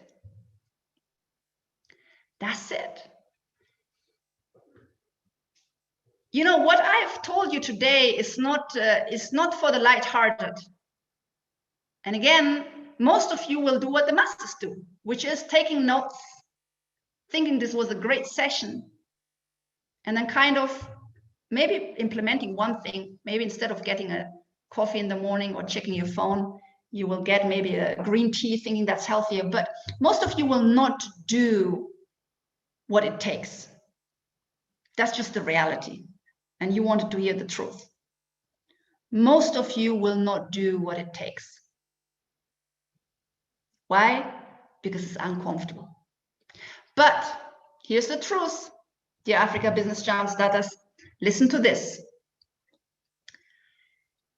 Wherever you want to be in life, financially free, wealthy, happy, at inner peace, seeing yourself alive most of the time, not living and struggling through life, but seeing yourself alive and feeling alive most of the time, feeling at inner peace most of the time, succeeding, growing into your full potential, making an impact, leaving a legacy, being a best example to yourself, your children, your family, community, your nation. If that is your goal or just part of that, you cannot get there as the person you are right now. I'll say it again. You cannot get there as the person you are right now. Because if you could, you would already be there. So what it then takes is to unlearn, to undo, to replace the old in you with the new, to reinvent yourself, to create a better version of yourself. Guess what happens each time you're trying to do that? Your fear will kick in. Your analytical mind will kick in. That is not a good idea. That really looks silly. Jumping up and down in front of my computer, what a silly thing to do. It will look silly. It is not safe. You know, what may others think of me? Your mind will kick in, trying to talk you out of it. Why? Because your subconscious is running you, remember. But your subconscious wants to keep you where it is a known territory. It wants to keep you safe. And that's why your body and your mind will do anything in their power to leave you where you are, to keep you in your present state. And that's why it is such a struggle to come out of that state of who you are at the moment, of your habits that you have, you know, maybe even been proud of, your loyalty, good character trait. It may or may not serve you. I was a very nice person, helping everyone. Guess what? I ended up broken. So being that nice woman that's helping everyone, Harnat, you're not the one that we know. You've changed. You know what I said? I said, good. I'm glad. because that's exactly what it takes to reinvent myself. So if you believe you can just do whatever you're doing the way you're doing it, and you will just write down some business ideas and you will find out how to register your business in Ghana and what the regulations are in Kenya, and if you just believe you just need to save a little bit of money and then get a good product and then get it out there and start selling, and then you will become financially free and you will come at inner peace and you will love the life you always wanted in your wildest dreams, guess what? It's not going to happen. 70 to 80% of businesses in Africa fail in the first 20, 30 years. Listen to this. Out of those who make it, the few who make it, okay, let's say you're not in the 70 to 80%, you're in the 20 to 30% who made it. Woohoo! Guess what? Most of them struggle. They struggle. They're stressed, struggling with their finances. So then really coming to a stage where you're financially free, where you get the freedom so you can do other things that you really love, like sitting at the pool for one day, not worrying, taking your family on a beautiful holiday, I don't know, building a dream house, I don't know, becoming an artist, starting a music, learning a language, traveling to China, building a community hospital. I don't know what your dreams are. But whatever your dreams are, in order to get there, you need to actually reinvent yourself, and you cannot get there as the person you are right now, full stop. Okay, so grow yourself first, the Africa Business Jumpstarter. Put the work in, self-education, meditation, visualization, knowing your why, nurture your why, knowing what you want to build and where you're going. Adapting success habits, making yourself the most important person for the time being, always actually. But being able to say no. No to social media, no to phone calls, no to news, no to distraction. That does not serve your final goal. Unless you're brave enough and determined enough, and you have the ability to delay gratification. That's what it takes, an ability to delay gratification. Unless you do that, and you do it consistently, it will be very difficult to succeed, or it will take a long time. So, this is it. This is the truth. This is the truth. I'm at inner peace most of my time now. It took a lot of work to get here. And financially free. All right, so dear Africa Business Show, I feel like, all right, goodbye. You know, it feels like almost, I'm in a meditative stage, almost like, I feel like just closing and wishing you all the best. But, okay, let's do this. You know, give me really 5 to 10 minutes, and it feels, give me 5 to 10 minutes, allow me, if you may. I want to invite more of you to join the Africa Business Academy. And maybe this is your first jump into investing into your self-education and making that a priority. We invest in our driving license. Come on, guys. We are investing in our math tutors for our children. It's important that you start investing in you so you can be guided. Okay. And what I shared today is just one part of what we kind of teach in the academy. As I said, one nugget is enough. So let me quickly share it. I'll be very quick. I'll take like 5 minutes, and then I want you to ask questions. Okay, so let me share the screen.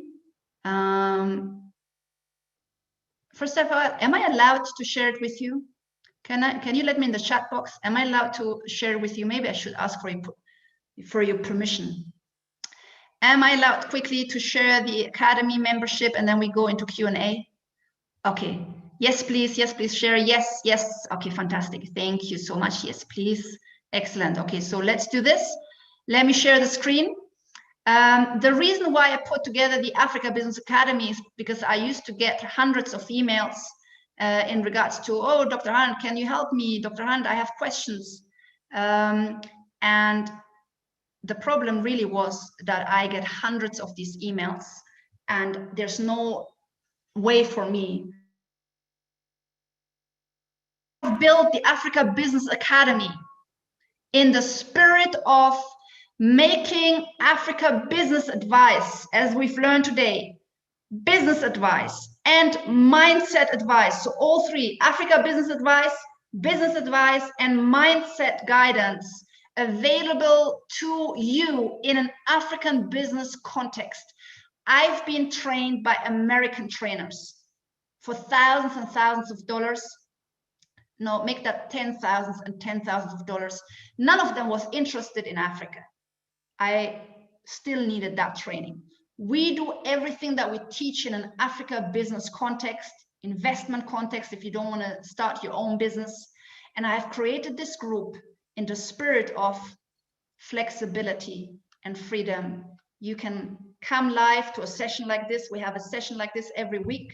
If you miss the session, and on different topics, it could be how to invest in Ghana, you know, how to start in the real estate sector in Tanzania. So as I said, business advice, Africa business advice, and mindset guidance, you will get in a bundle, which is called the Africa Business Academy. We meet live once a week. And this is at your own convenience. Everything will be recorded. So once you're in the ABBA family, you can watch the replays in your own time. What you're going to get today, if you join us, you instantly become a respected member of our Africa Business Academy. This means you will have immediately access to the following. Number one, access to myself. I can unfortunately not respond to hundreds of emails and social media comments that I get every week. It's impossible. It would exceed my capacity. But you get access to me in our personal Facebook group, but above all, our weekly live meetings, such as this one today. And we are in a smaller group. So you get to ask your question, your individual business question, and I'm here to guide you. You will also get access to other coaches. In the Academy, I'm not the only one teaching. We have Pamela, who just wrote to us from Uganda today. She shared with our ABBA family that she's in Uganda looking for investment opportunities there. And she is sharing her story, how she has started with 0 farmers. She has 1,800 farmers on her cocoa plantation. And she has over 10,000 farmers in Uganda, you know, in the agribusiness sector. And she has put her own brand together and selling in over 300 shops, her brand, African brand, in over 300 shops in Belgium, Europe, and the USA. So Pamela brings in over 10 years of experience in agribusiness, and she's an amazing coach. Then we have Chinonso. Chinonso just last week trained our ABBA family from Nigeria. He's based in Lagos. He has started his company 3 years ago. He's building right now the fastest growing, one of the fast growing companies, and it's a writing company. Very successful. He has gone from broken like me, moving in with his parents 3 years ago. And now he has over 40 staff in Lagos. And they're outgrowing their second office. They have so many clients. And he's teaching in this regard. How do you make marketing sales? How do you build a team in Africa that's reliable? You know, he has a lot of knowledge to share. And then we have Akosua. Akosua is our Ghana and our PR expert. Akosua knows the who is who in Ghana, up to the president office. I mean, she really knows everyone. She's the coordinator of one of the biggest conferences in Ghana. That again also was attended by the president of Ghana. And this is the Tech in Ghana conference. That is her conference. Anything Ghana related, Akoso is bringing those people into the academy. She has brought representatives from the diaspora office. She has brought real estate agents. She has brought people in the tech industry and finance industry where you can invest online. So everything Ghana related, Akoso. We also have Mr. Faraja. He's not in the picture, who's our Tanzania expert. He's, he is a partner for the Tanzania Investment Center, and he is also teaching in the academy. So as you can see, look, a lot of value in this regard. And this is a total value all going into the thousands already, because if you would pay, consultancy fees for all of these coaches, or you would travel to Ghana to find it out yourself, these are thousands of dollars already. You also get monthly winning business training videos that you will follow every month on how to do business. We will teach you how to take massive action. We will teach you how to sell. We will teach you how to become productive. The productivity pyramid is our secret weapon. And you have access, of course, to the ABBA community. We are over 300 members, active members at the moment. Many are sitting here with us, dear ABBA family. Fantastic to see you always attending. The ABBA community is really to allow you to work in a space with like-minded people. I have worked in isolation, I am telling you, 3-4 years, actually 5 years. I was trained by American trainers. When I worked in a community, most of them were Europeans and Americans who had nothing to do with Africa.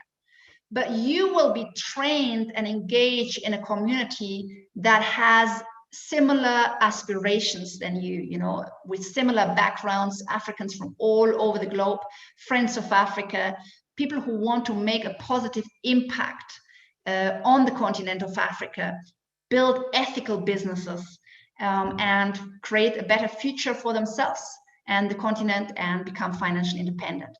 In the ABBA community, friendships have been formed, partnerships have been formed, and it's a beautiful way to engage in a way where you don't feel completely lonely or lost. And if you sign up today, you also get access to our virtual Africa Business Bootcamp. That is the one I did in New York City last year. You get access to all those videos, but I will also add a free ticket to all ABBA members to our live virtual bootcamp that will happen in March or April, since we cannot go to London, New York, and Nairobi as planned because of the pandemic. We will all meet virtual, and you get a free ticket if you're joining the ABBA family.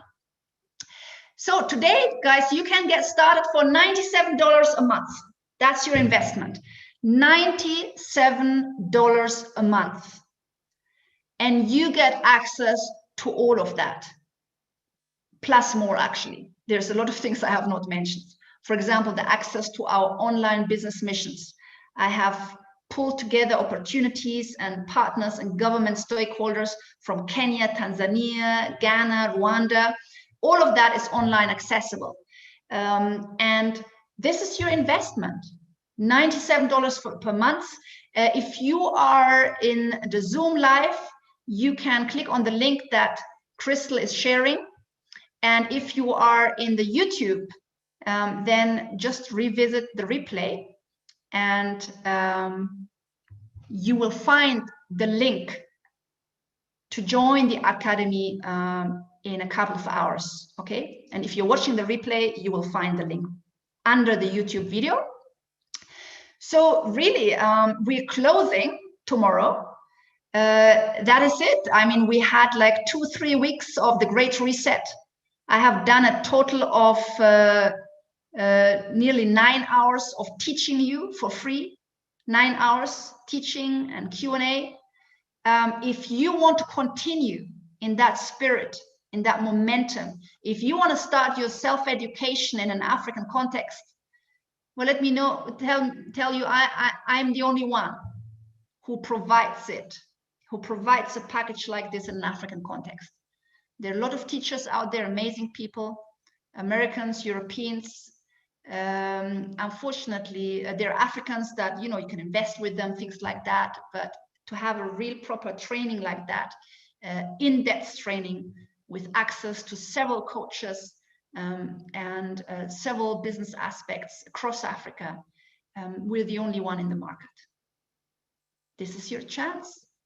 And I told you, you know, you can either hide with the masses because the masses will not sign up, just a reality, or you can get up like Stephen did and dance in front of your computer and stand out. And I want to share the last little story, and then we go over to Q&A. I want to share the last little story that is very, it fits into the context. So as I told you, at the end of 2017, September 17, I invested $10,000 US in a one-year program. And I was completely out of my comfort zone because it was all my savings until then. Okay, my business was still young and it was all my savings until then. I put all of it in. Now, I remember that one of our big trainers from California, he's a very well-known trainer. And we went through the training. I'm a certified trainer, so I became certified through him as a trainer. And someone in the audience asked him, and he said, "Oh, am I still on screen sharing? No.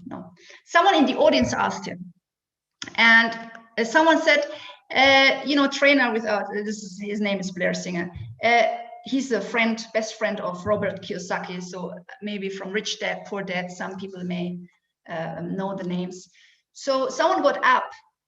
As I said, these are the best of the best trainers in the world. And someone got up and said, Blair Singer, by the way, how many people who take your training succeed with your training? They succeed in business afterwards.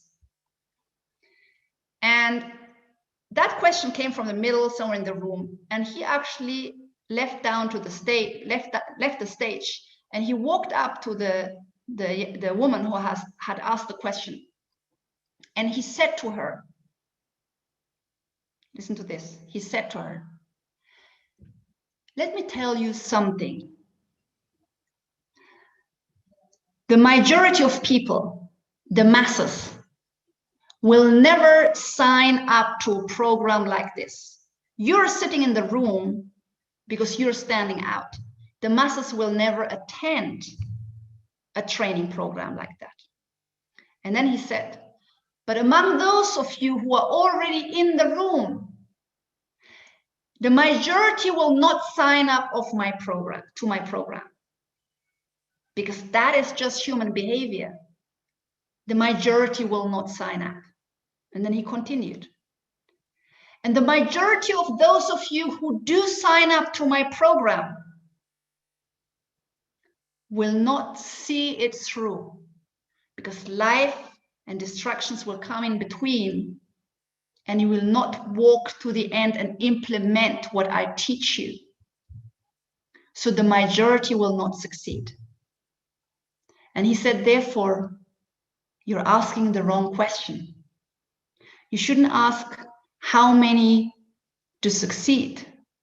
You should ask yourself, will I be among those who do?"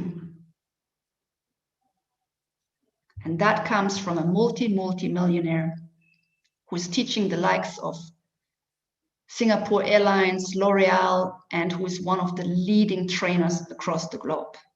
He said, the majority of you will not succeed.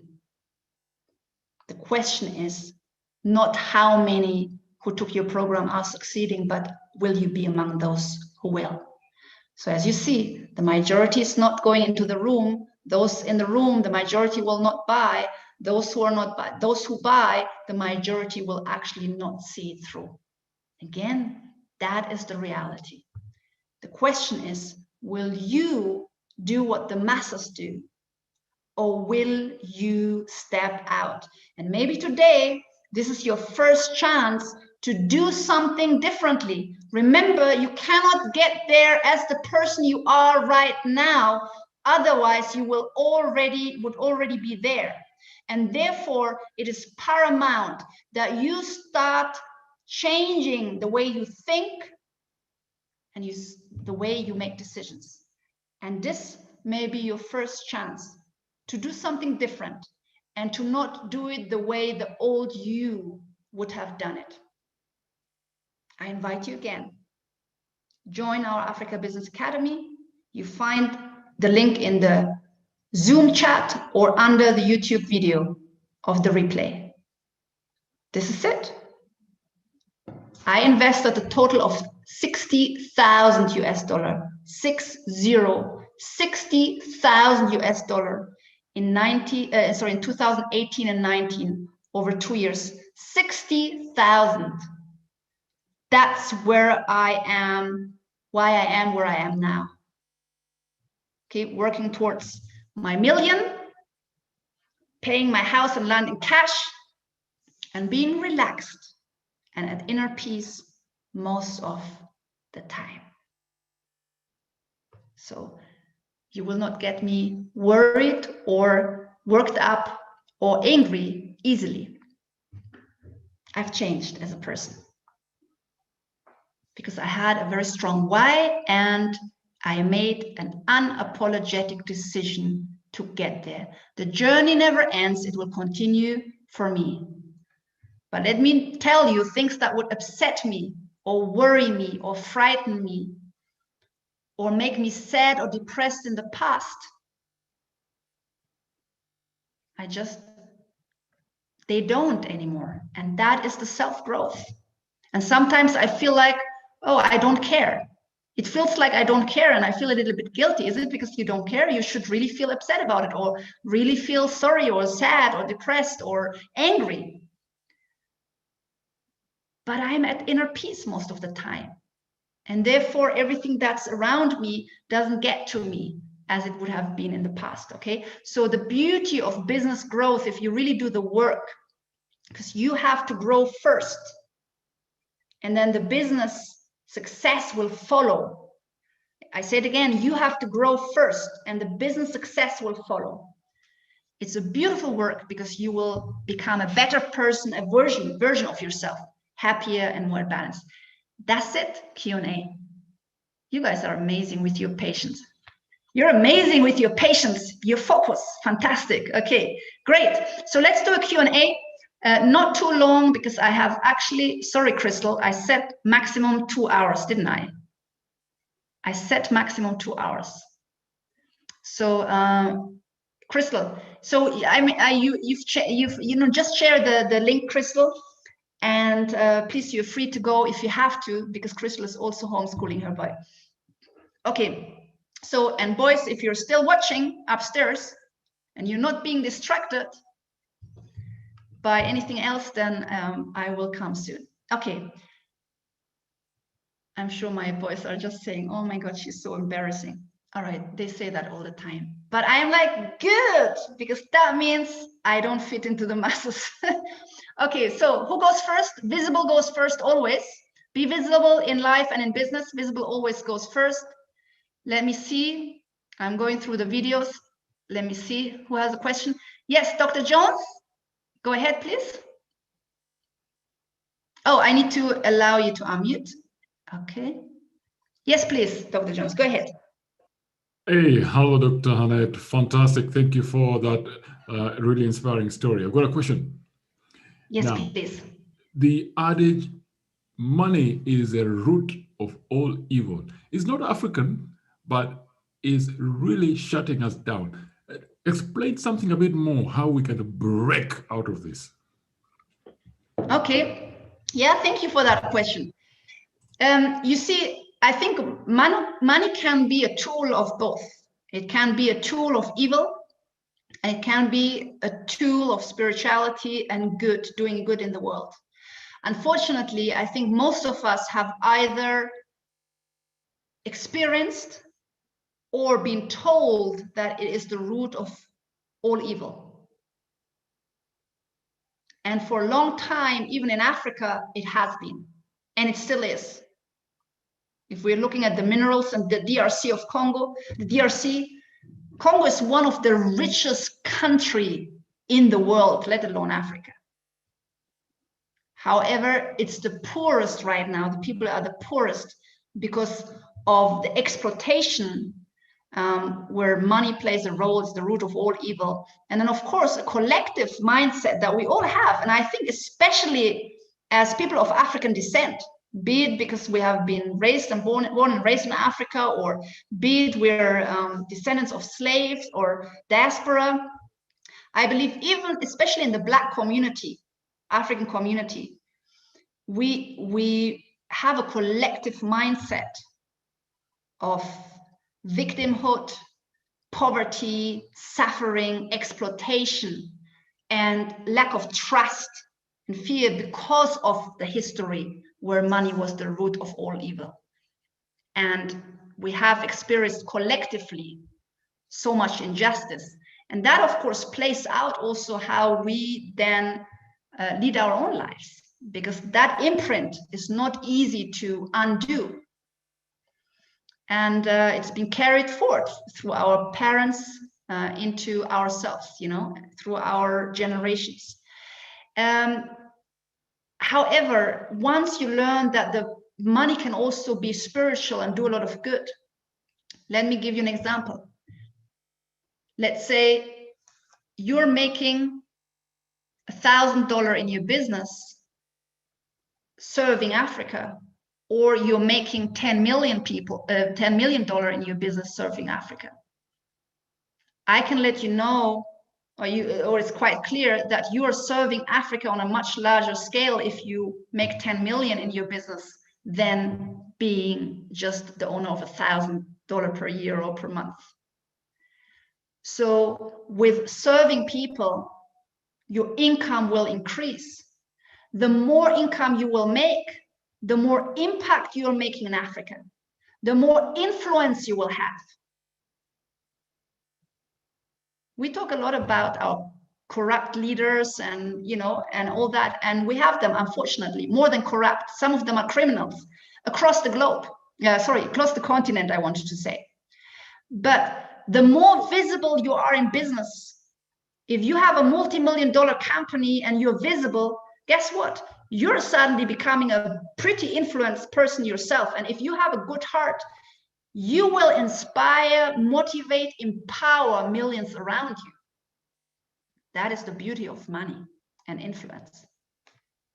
Of course, you can also become a Mandela and have the influence without money, but that is even a more difficult journey to take. A lot of sacrifice, a lot of sacrifice. Okay, who goes next? Yes, and today we will only have questions about mindset, success. Okay, all the Africa business questions, you need to join the academy now. We have done those sessions over the last 2 weeks. Martin, yes, please. And then Sandy, Martin, please. Hi, Dr. Hannah. Thanks for your story. Really inspiring, really gives me food for thought. So thank you for sharing it. I wanted to ask just one brief question.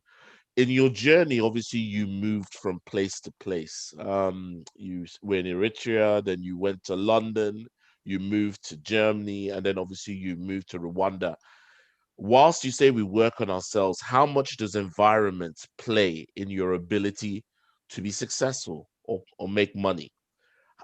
Is there a point in which you recognize within yourself that an environment may not be conducive for you to make money, even though you might have shifted your mindset, or is it irrelevant? Oh, very good question. Environment is very, very important. Very important, let alone the country, the environment in your home, the environment in the family, the environment of your office, the environment of where you work. All of that is important. We are being influenced by it constantly. Sometimes we do not have the immediate choice of choosing our environment. Very often we do. We're not aware of the choice, or we are too frightened to make a change. So that's one thing. We can actually change our environment. Can you mute everyone? But most of us are too afraid to do it very often. But here's what I would say is, whenever I found in my environment, so if I look at Eritrea, and I wasn't in Eritrea as a kid. I was in Eritrea when I was already an adult. So I lived in Eritrea, London, Germany, and now Rwanda. So the way I would use them in my adulthood, like London, those were my struggles.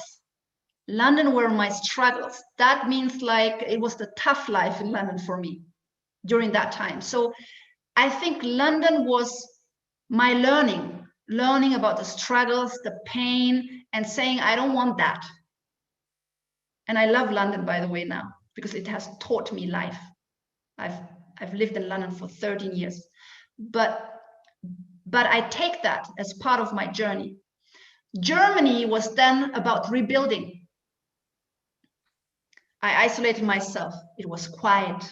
You don't have the hustle and bustle and stress of London. It's much more quieter. So I used that for rebuilding. My time in between that, Eritrea, was my inspiration, where I wanted my soul to be. So I was happiest in Eritrea. And by the way, I always thought it's Eritrea. I never thought it could be another country. I always thought it's Eritrea. But since I didn't have the choice to go there anymore, because things are going from bad to worse to terrible,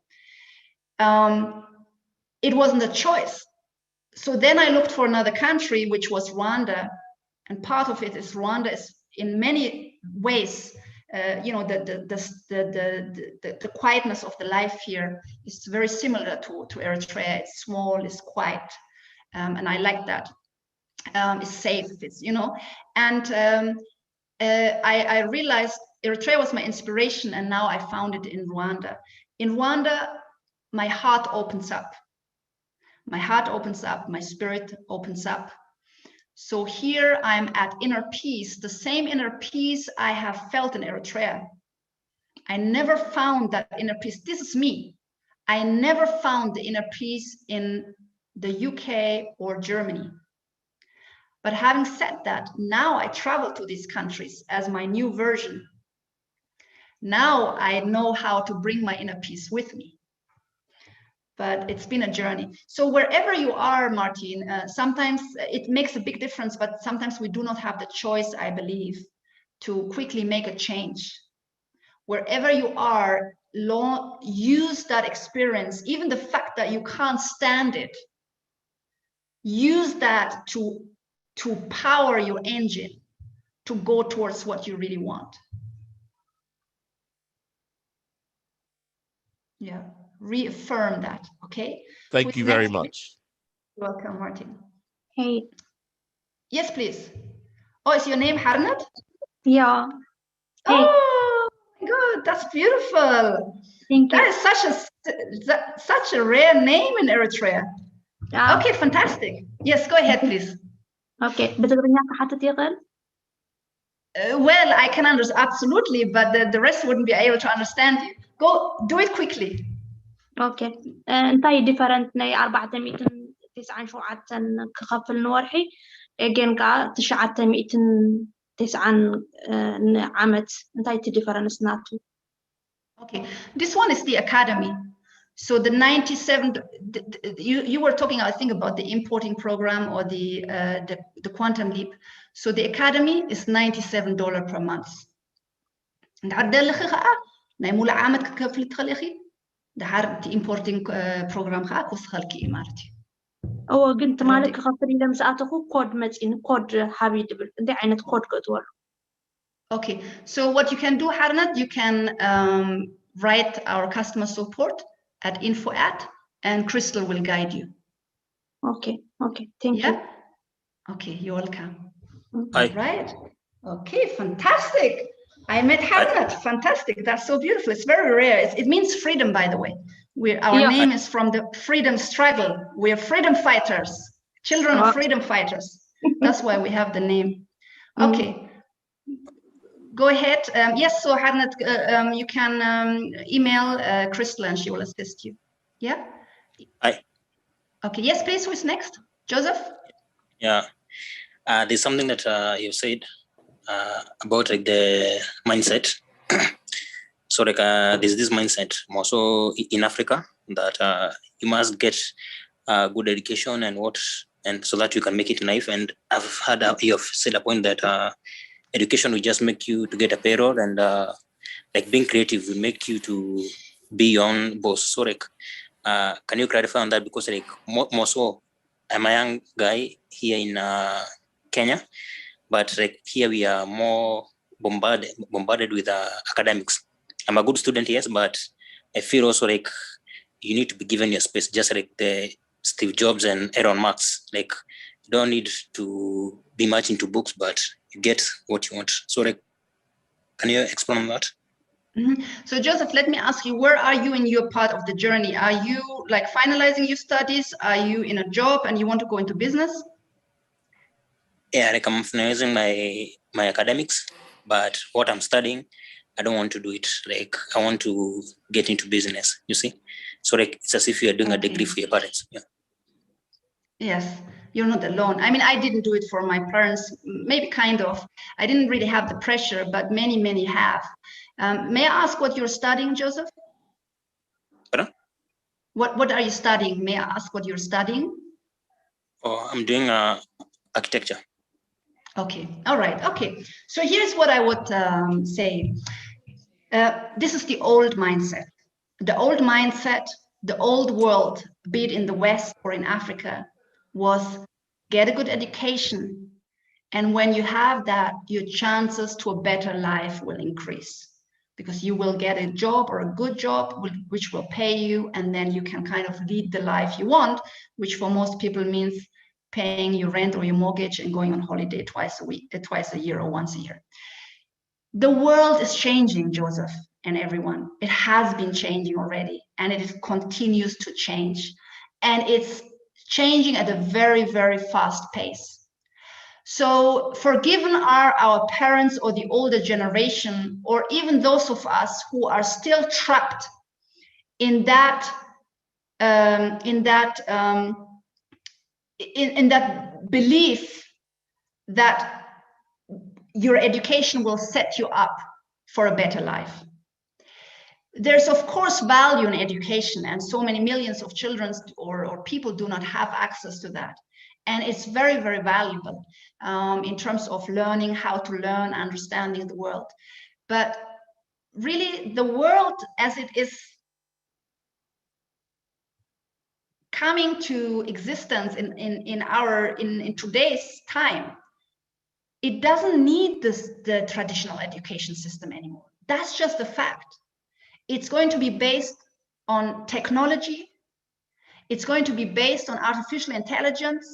It's going to be based on who is flexible and adaptable. It's going to be based on how self-reliant are you? How resourceful are you? And the education system has been established like 150 years ago in the industrial age, and it hasn't been changed. That's just a fact. And so I would say, Joseph, remember the quote I said, traditional education will make you a living. Self-education will make you a fortune. Yes, it may be scary to break out of it. Maybe your parents will be disappointed, or you yourself may be disappointed but it is really the route to self-education and self-fulfillment that is the route to flexibility and being resourceful that will allow you to win in today's world. And jobs are not even safe anymore. So when I look at my children, I will tell you the truth. I just thought of it today again. My children are one of the top schools in Kigali, and I'm paying a lot of money. My 13-year-old is online now, or even when they have school, because they have online schooling at the moment, from morning to evening, 7 o'clock in the morning, 7:30 he starts, up to 4 p.m. And then he has 6-7 homeworks. He finishes at 7 p.m. That is like 12 hours of education of an old system. And what they're really doing, they're kind of brainwashing our kids into becoming the next robots of office jobs. That's or factories. That's what the education system was invented for 100-something years. And it has not changed. And I will be very frank with you. I've thought many times of taking my children out of school because I do not believe that school, spending 12 hours, 10 hours, 8 hours every day like a robot, instead of playing, experiencing, you know, going out there, nature, taking walks, adventure, you know, instead of all that, they're just glued to the traditional education. And I believe it doesn't serve you. The reason why I leave them in is because they, you know, they want to make friends in Rwanda. That's it. We'll see what we'll do with it. I'm personally, I'm not happy, especially the person I am right now. I know that there's so many real lessons that they should learn instead.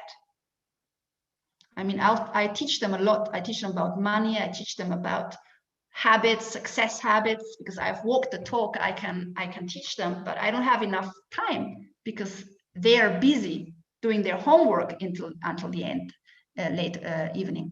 So yeah, so that's my answer, Joseph. It takes some courage for you, but break out and go where your heart takes you. But by the way, if you're a good architect, there's a lot to do for you in Africa in terms of your own business, running your own business. Okay, who goes next? Who goes next? All right, so let me take a few that are, okay, let me take a few, is that you, Mark? Yeah. Okay, Mark, I can see you, go ahead.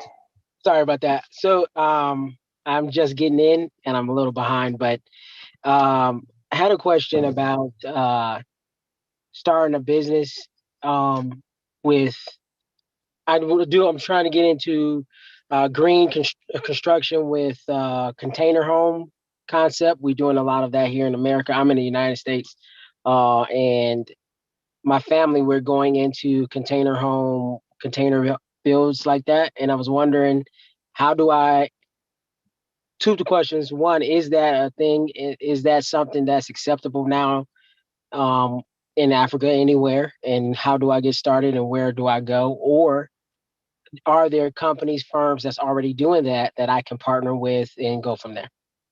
Okay, thank you for that, Mark. I said, because you were coming late, I said this session is only about mindset.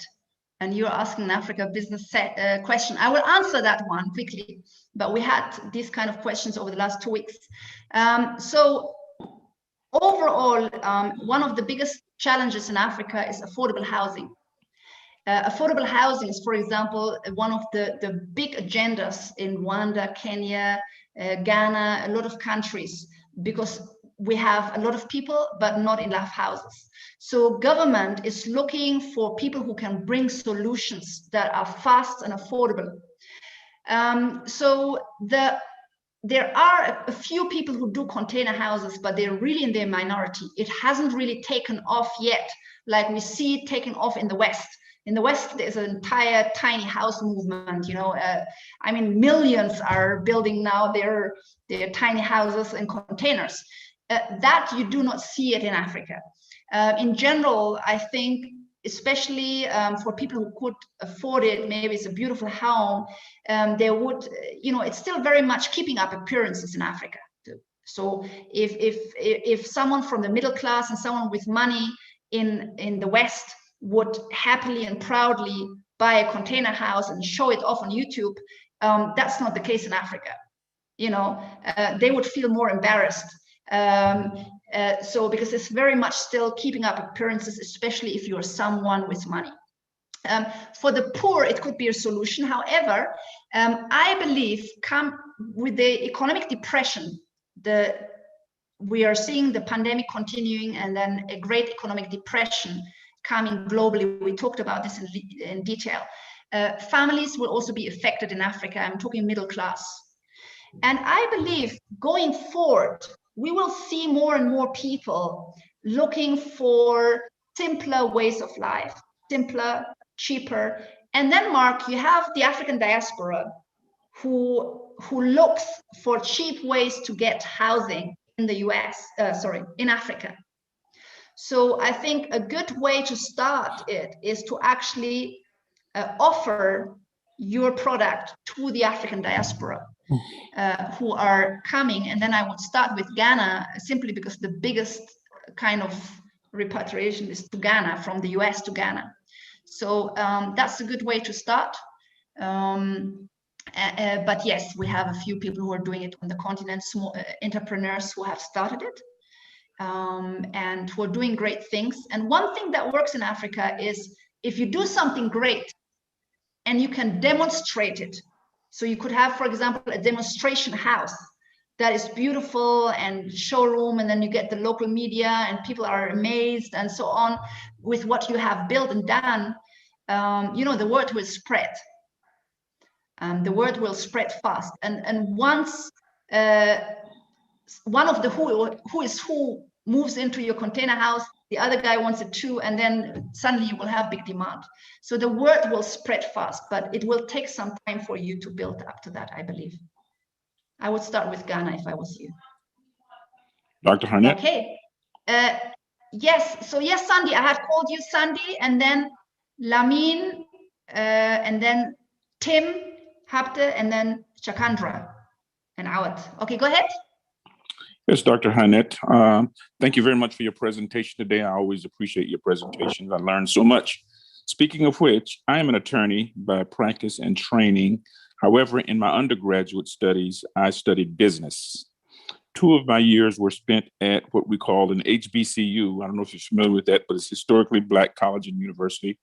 And the other 2 were spent at a very traditional state school that was attended mostly by the majority race. At neither one of those institutions was I ever educated in my business training about opportunities in Africa. So most of what I've learned about that was from listening to people like yourself, or just doing hard research in books that I came across. I'm wondering what would be the wisdom, and have you given some thought to developing a curriculum that specifically targets, and this has to do with mindset, by the way, because I didn't know such opportunities exist. And I think mindset is something that we need to start earlier in life rather than later in life, such that our children know that, you know, there's possibilities here that I might not see in my immediate surroundings because of the country I live in or the society as reflected in that particular country. Sandy, so I'm so sorry to interrupt you, but please conclude your question because we have so many queuing. So the question is, what thought have you given, if any, to developing a curriculum that can be shared with different institutions, particularly HBCUs, to allow young people to start thinking about doing business in Africa? Okay, thank you so much for that question, Sandy. I appreciate it. So I have been approached, and let me mute everyone again for a better audio. I have been approached by various institutions, you know, from Uganda University, South Africa, USA, Black Chamber, and so on, who wanted me to train and teach. And I'm continuing to receiving a lot of invitations or suggestions for, you know, to empower other groups. You know, I'm humbled by the invitations, but I really live by my own teaching, and that is focus on 1 or 2 things and do them really, really well. And at the end of the day, I'm kind of a one-woman show with a team, a great team, but my capacities are limited. And one of the biggest mistakes is for you, all of you, is to spread yourself too thin, to jump at each opportunity. There's so much opportunity. There's so much demand for what we all have to offer. But you can't simply fulfill all of that. It would be spreading yourself thin, and then what you build here, you take from the other. So, Sandy, for that reason, you know, a session like that, what I like is to invite people to my live sessions or the academy, and I do things like that on a discount for groups. I've done a few of these things, you know, so that they can come into what I have built already, instead of trying to build so many things here and there. Yeah, so that would be my answer, is the lack of capacity at my end. Okay, so Tim Habte, Lamin, Tim, and Billy. Yeah. And please, short questions, please. Yes, short questions. It is a short question.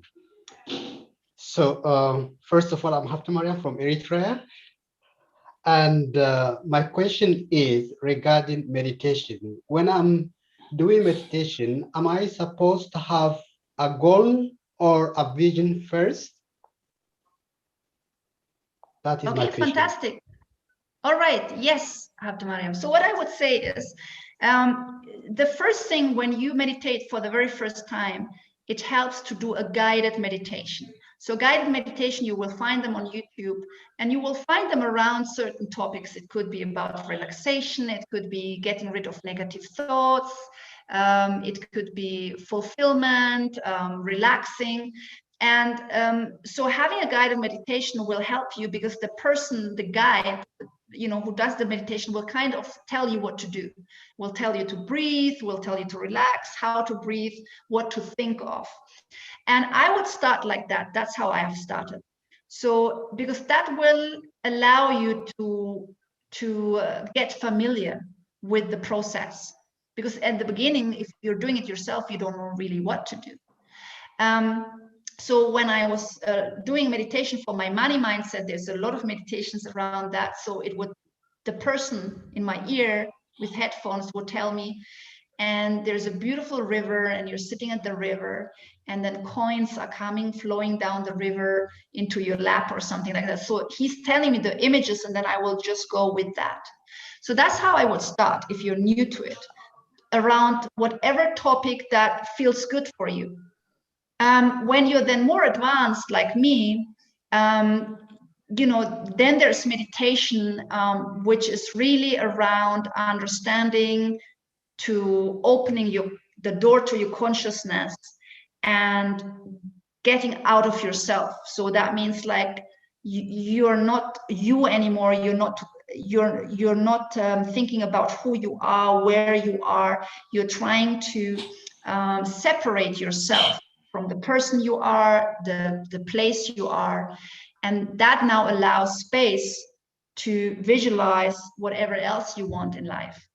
And the reason why these more advanced meditations go into separate yourself from who you are is because who you are comes with so much baggage and stuff and things you have already made up your mind about. And trying to get out of that, maybe flowing in space as an awareness or a light, means that you are getting out of your own self and you create a new reality for yourself, a new belief system. So these are the two stages. And once you are very familiar with the first stage, then you can go to the more advanced stage. And you will realize that in the beginning, when you do it the first time, your mind will go everywhere. I myself, because I have practiced so much, I can get myself into a meditative stage in a minute. In the past, it would have taken me maybe 20 minutes and 30 minutes, and I need to bring myself back because my mind is wandering all over the place to things that happened or things, Now I can get myself into meditative state within a minute, and I'm focused.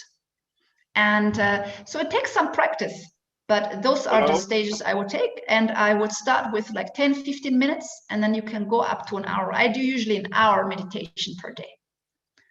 I hope that was helpful. Okay. Hello, Dr. Ahmed. Who is it? Have I called you? Let's see. Islamic. Who is it? Yes, Lamin. Yes, I have called you. Go ahead, please. Islamic. Yes, go ahead. My greetings, my beautiful goddess. I'm attracted to. You remind me of Zainab Banawi. Oh, okay. Yeah, I like her. Thank you. Go ahead. Your question, please, Lamin. Thank you. Okay. I've acquired land in Africa, in Zimbabwe, and the thing is, I have enough money to acquire land, but I'm doing some farming and some agriculture. But really, I would like to start some mini houses. The thing is, I need to have. What is your the question is, what is your to start partnerships with maybe some builders or some some people who can build houses, because the finances. Yes, sir. Yes, I'm so sorry to interrupt you. As I said, I'm very aware of the time. My children need to go to bed also. Okay, so just quickly, generally speaking, what I would say in regards to Zimbabwe, one thing that you have to see, I mean, Zimbabwe is going, unfortunately, also to a set of challenges, in regards to, governance and economy. And since we are facing like a global depression, and this is what we've talked about in detail over the last 2 weeks, and in the past, Zimbabwe was one of the countries that was more prone to global depression and then falling into inflation. And we had very high inflation in Zimbabwe in the past. Now, the reason why I mention it is because we talked in detail about putting up a business model that is pandemic proof and also global depression proof in the local environment that you're operating in. Personally, if I had land in Zimbabwe, I would focus as a priority first on food production. I think food production and then possibly selling locally, regionally, and then internationally at one point, I think is a better risk reducing strategy for your business than building houses at the moment. That would be my quick answer, Lamin. Dr. Harmer, just thank you. Can I just come back, please? One quick, because it's not just Zimbabwe. I have acquired land in Gambia and other. So my focus is acquiring land, just as a focus. So as you said, it's not just the geography. Okay, so Lamin, here's what I would say. I think first of all, acquiring land is good. It's a good investment. Your money, to all of you, is much better held in land in Africa, acquiring land in Africa, than in your US bank accounts right now, or UK bank accounts, because they're talking about the global depression and the currency losing a lot of its value. And therefore, I think it's a good strategy to invest your money, to diversify and make sure your money is safe. So overall, that's good. But then you also need to make sure the land produces. I mean, again, I'm so sorry because I'm short of the time, and we discussed Africa business challenges over the last 2 weeks in detail. And today I wanted to be more about mindset. I'm going to leave it here, but I hope overall a good strategy, but it needs to produce, and that's important. I think I would go with agriculture. You go ahead. You're welcome. Okay, you're welcome. I mean, you're welcome. Okay, so I'm going to take 3 more people, 4. I can't take everyone. I'm so sorry. It's getting late. So already the ones did I say Billy, Shakandra, Awad, and Mustafa, and another lady, Grace, because we didn't have many. Okay, go ahead. Oh, hello. Go ahead. Always be among the first to raise your hand, because then and be visible. Don't be the last. You may miss out. Okay. Another. Go ahead. Are you able to hear me? Yes, please, Billy. Okay, so go ahead. I really don't have a question, and it'll be very quick.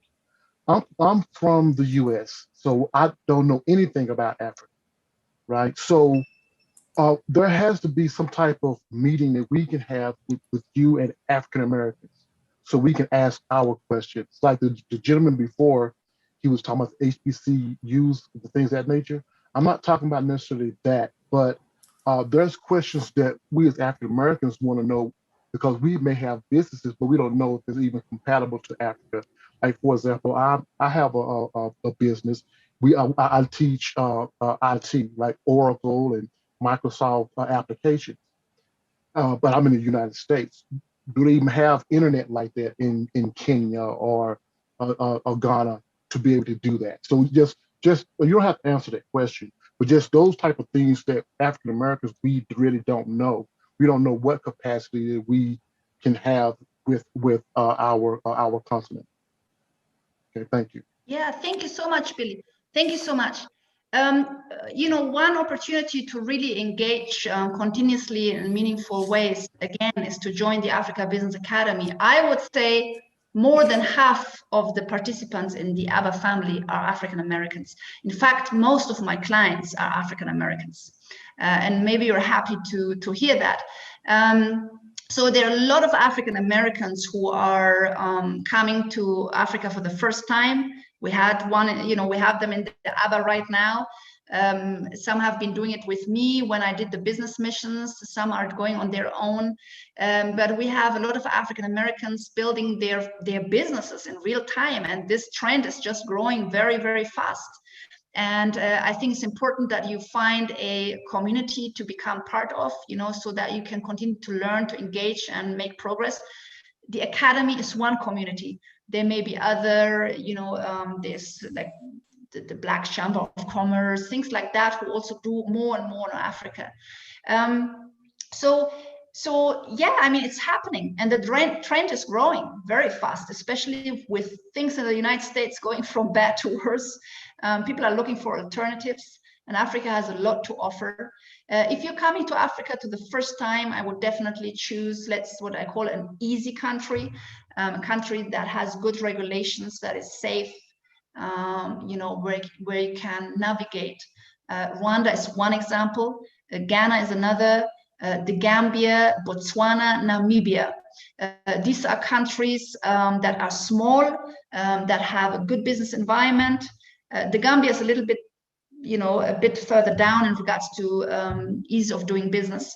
But Namibia, Botswana, Rwanda, and then Ghana, because a lot is happening really focused on African Americans. Those are the countries that are very easy to navigate, good ease of doing business. Kenya also, Kenya offers a lot. Kenya is a little bit, it has done a lot in regards to improving ease of doing business. It's a great country. What I would say with Kenya, the aspects you can struggle with is corruption. It has a high level of corruption, unfortunately, still. So if you're in a in a corruption risk industry, such as construction or finance, it can be difficult to navigate. If you're doing online, things like that, online business, agriculture, it's easier to navigate. So it's a low risk industry coupled with that. In your regard, IT, ICT, yeah, the top countries for IT and ICT, Kenya is definitely one of those. A lot happening in this regard. I could say so many things, Billy. I mean, you know, but I'm aware of the time again. So again, join the Africa Business Academy. We'll get weekly sessions there and chances to continue working on whatever you want to build. So I hope I was able to give you some insights. Sorry to cut it short. Aware of the time here. But Billy, it's happening. It's a trend. You know, the trend will increase. It's a good time to go in now and not when the masses jump on board, because then it will become more competitive. So this is the perfect time, especially with the economy in the US going down. Shakandra, Awad, and Mustafa, and Grace. Fast. Hi, good evening to you. I've followed you for about 2 years now. I actually live in China, but I'm Ghanaian, and I really, really love your videos. They're so inspiring. And I could relate to everything you were saying about challenges when you travel outside and about having an impact to give to Africa. So my question is, my major is civil engineering. I'm in my 4th year now. So I studied majorly civil engineering, but also my minor is architecture.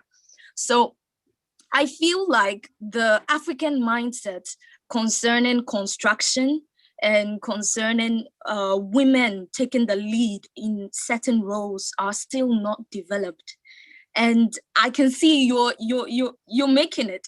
I've watched videos of you meeting my president, His Excellency Nana Akufo-Addo, and that was really inspiring. And I really want to know, like, how do you manage all that visible opposition towards the fact that you're a woman and you're trying to spearhead something great in Africa, probably something that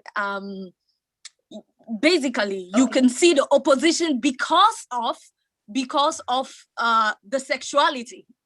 I don't know if you've ever felt this. Thank you.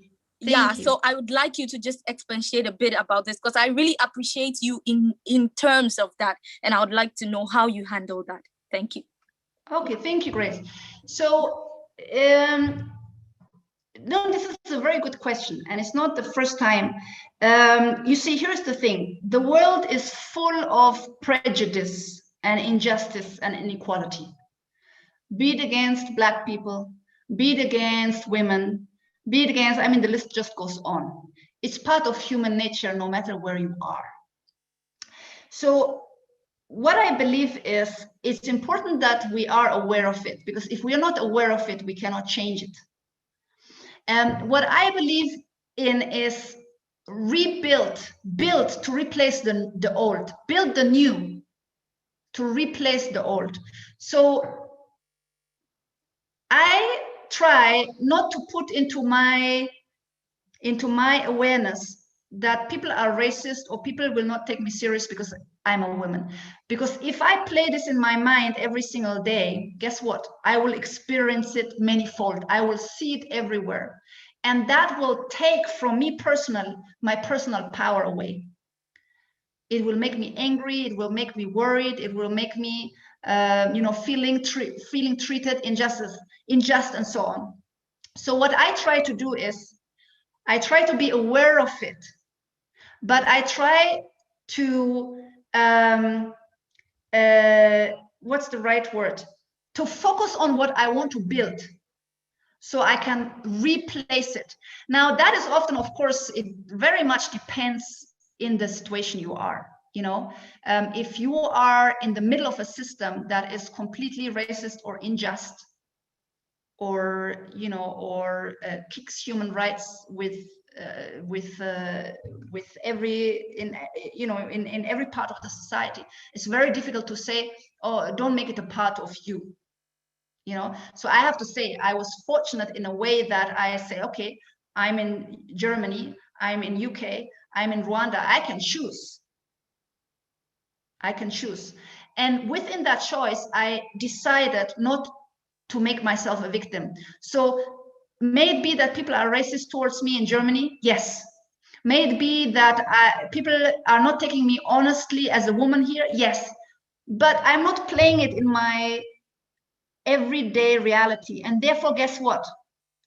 I will turn it into, oh my God, that guy just had a bad day, or I feel sorry for that poor soul. So I do not let them disempower me. And again, I have let's say the luxury of being able, it's a choice, but also I have the luxury also, because not everyone has that luxury. So if I was a poor Black American with maybe with Black boys in somewhere in the neighborhoods of America, I would maybe not have that choice to think that way. Or, living in Eritrea, my country, where I don't have the passport to travel out, I cannot say, oh, I'm not making injustice part of my reality, because it is.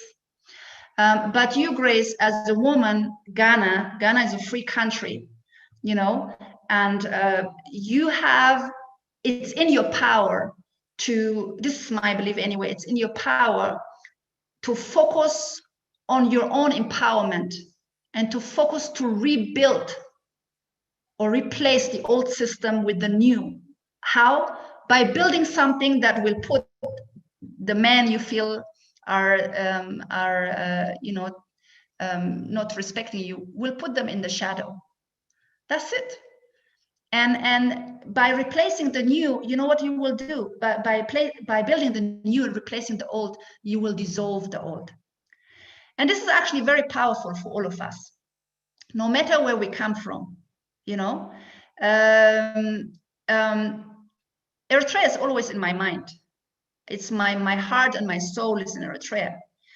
But because of the level of injustice, I cannot fulfill my dream there, and nor can other millions of people.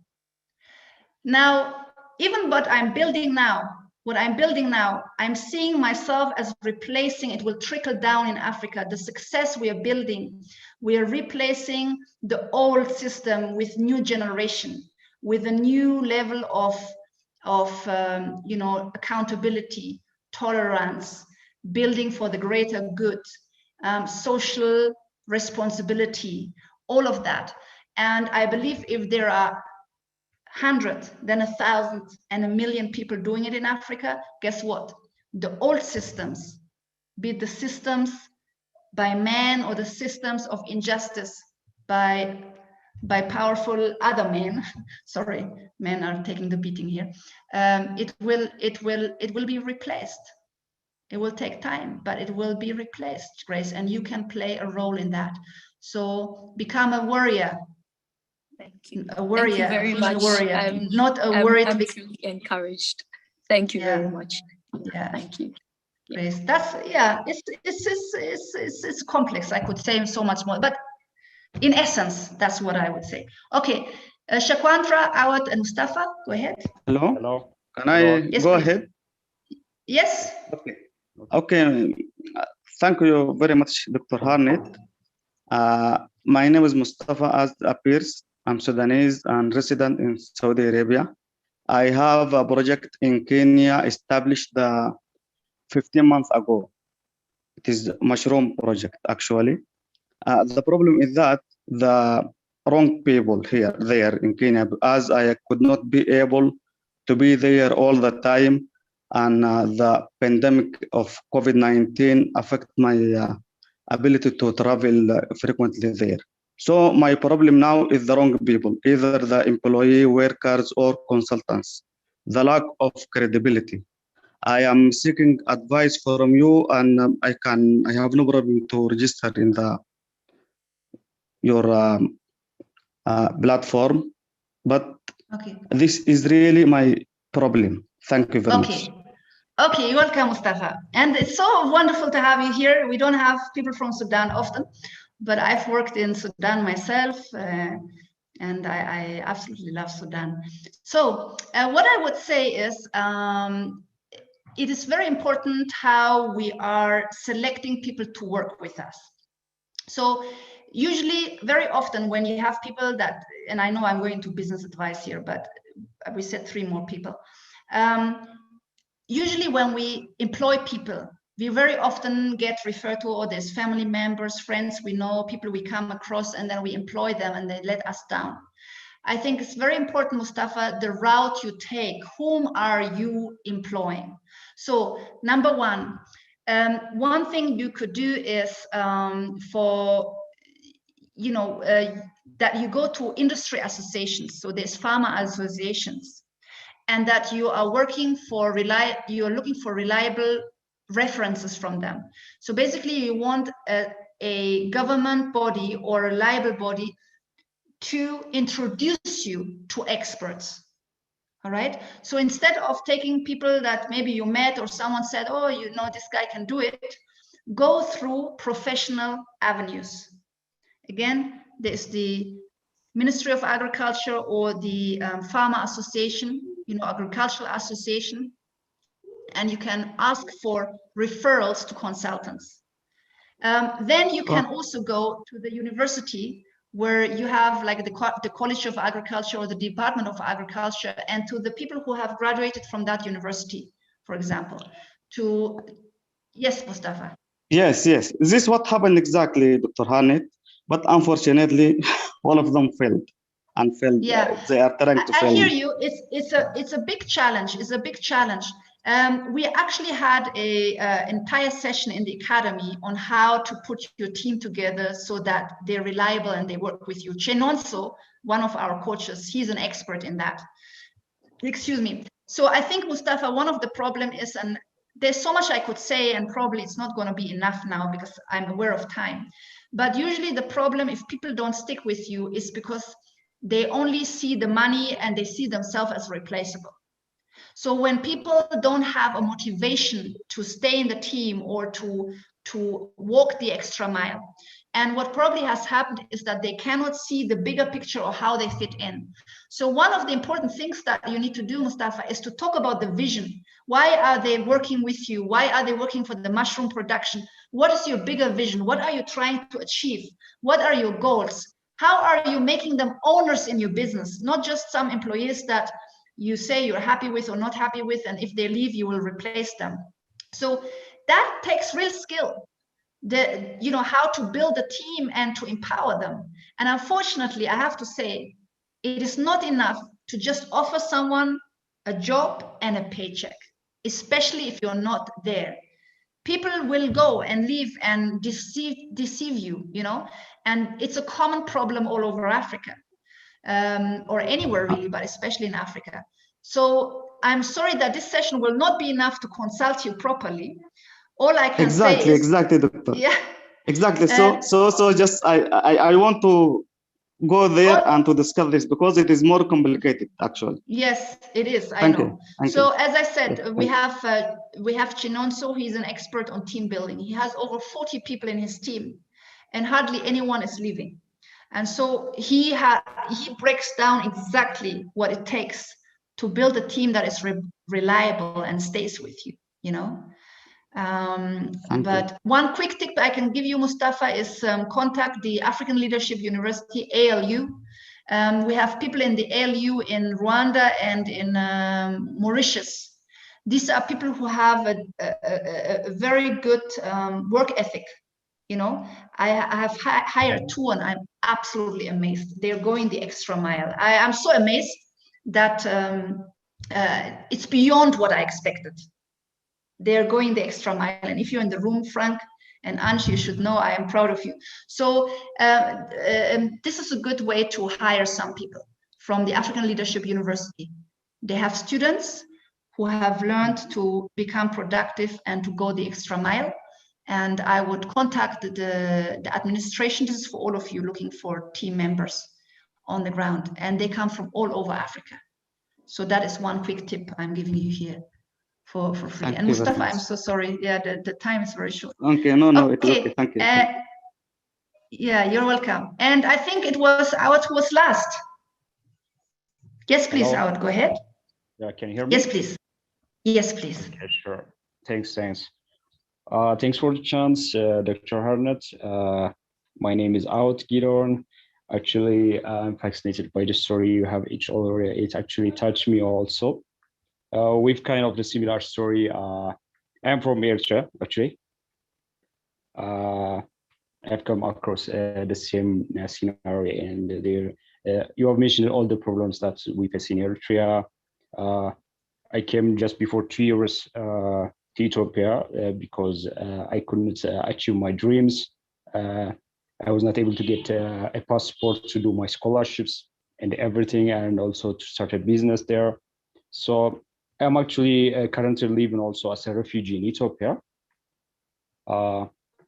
because I was not able to obtain a passport too. But generally, what I'm about to say is I have been taking online courses, especially in the business interpretation courses through the Young African Leaders Initiative. I have been an alumni there because due to the COVID, they do their. Alex, sorry to interrupt you. Because of time, and then because of yes, your question, please. I'm so sorry to interrupt you. I will conclude. Okay, sure. I've been that. Actually, I have a startups that I want to start here in Africa. I was about to say that if you could create an opportunity to connect investors to startups, to people with startup ideas or some kind of basic things in Africa, like especially like. Okay, so what startup do you have? Actually, my startup has been in the digital healthcare sector. It's been actually in the digital appointment or doctor appointment systems. So okay. I've been working on this project with the as part of my EDX Stanford program course in entrepreneurship and small business formation. I need to interrupt you here. I'm so sorry because of time, and that is the challenge when you do like a big team meeting like this. We cannot go into so much detail. That's something, again, we do in the academy. We have more time in a smaller group, but here so many are queuing. So here's what I would say. First of all, it's very important that when you have a startup, that you have a proven concept. So investors will not, invest in an idea, or they will not invest because you say, oh, I have a startup in Ethiopia in health, in digital health. That is not enough. What you will really need in order to attract investors is you need to have a proven concept. So you have to have done a trial, a concept, and then feedback from the marketplace who are saying, okay, this worked, this is amazing, and you need to collect that. That's one thing. So then what you are presenting to the investors is a proven model that can be improved and above all scaled. Investors are looking for scalability and how attractive is your offer to the market.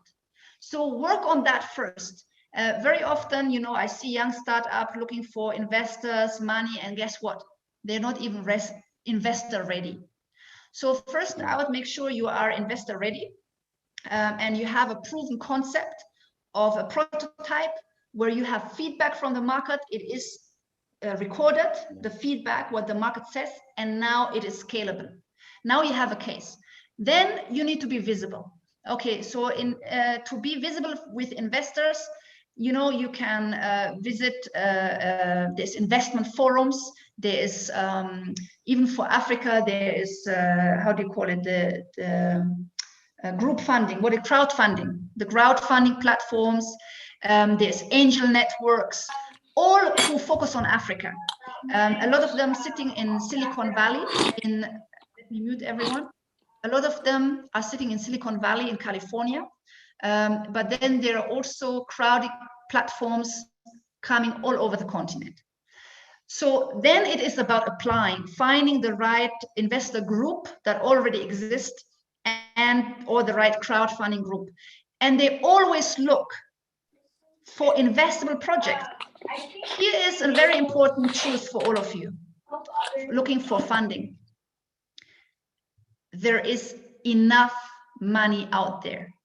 Enough money out there. People want to invest. The challenge with Africa is to find investable projects. And an investable project out is one that has already walked the talk.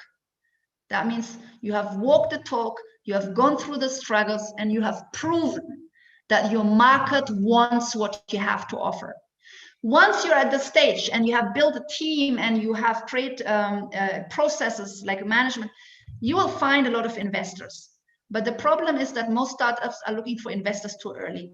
And once you're ready, look at the Africa investment groups in Silicon Valley and the online crowdfunding groups. Yeah, and you can connect to my colleague Paul Ivohua from Nigeria, smallstarter.com. Smallstarter.com. My friend John Paul, he does training on accessing funding in Africa. Okay, that's interesting. Yeah. So he connects to startups with investors. Does he connect startups with? No, he shows you the way. He shows you the way how to do it. Yes, how to do it, how to get access to finance. Yeah, so you can find him in smallstarter.com. Okay, so that is it. Oh my God, crazy. I have broken my word, which is maximum 2 hours. Okay, so I know so many of you have queued. To those of you who were not able to speak, I'm sorry. Make sure in business, I told you, whoever is visible will come first. You need to be visible and you need to be fast. If you're last, you may lose out. Another lesson here. So, dear Africa Business Jumpstarters, again, thank you so much. It's like always, it's an honor to spend time with you, to engage with you, to train you and teach you. Today, I was able to share some of my own experiences and lessons. I hope that you took some guidance, some gems, some insights, whatever works for you out of it. Again, be sure that you cannot get where you want to be in life or in your business as the person you are right now. It requires that you work on you, on yourself. when you grow as a person, the business success will follow. Okay, the reason you're not having the money you want or the business success or the financial freedom you want is because you have not yet become that person. So this is a big secret, to work on you, and your business success will follow. And yeah, again, I invite you to join the Africa Business Academy. Crystal, if you're still online 3 hours later, please share the link once more. If you're watching the replay, you can click the link below on the video on YouTube. We're closing this enrollment tomorrow, Thursday, the 18th of February, okay? Because we've been doing this for the last few weeks, just preparing on the big reset for 2021. Now it is up to me and our ABBA family to do the work and really make progress together. I will focus on that now for the rest of that quarter. And the next time you can sign up to this academy is at the end of the year. So make the most of 2021. It's all about taking that step, even if you feel outside of your comfort zone. Don't do things like the masses do, or it is likely that you will end up like the masses. And remember, the masses are not financially free or at inner peace. All right, so this is goodbye from me. Thank you so much, everyone, and stay very safe and healthy wherever you are. Look after yourself and your loved ones. Bye, everyone. Take care. Take care for now. I'll see you in the academy. Bye-bye. Bye-bye.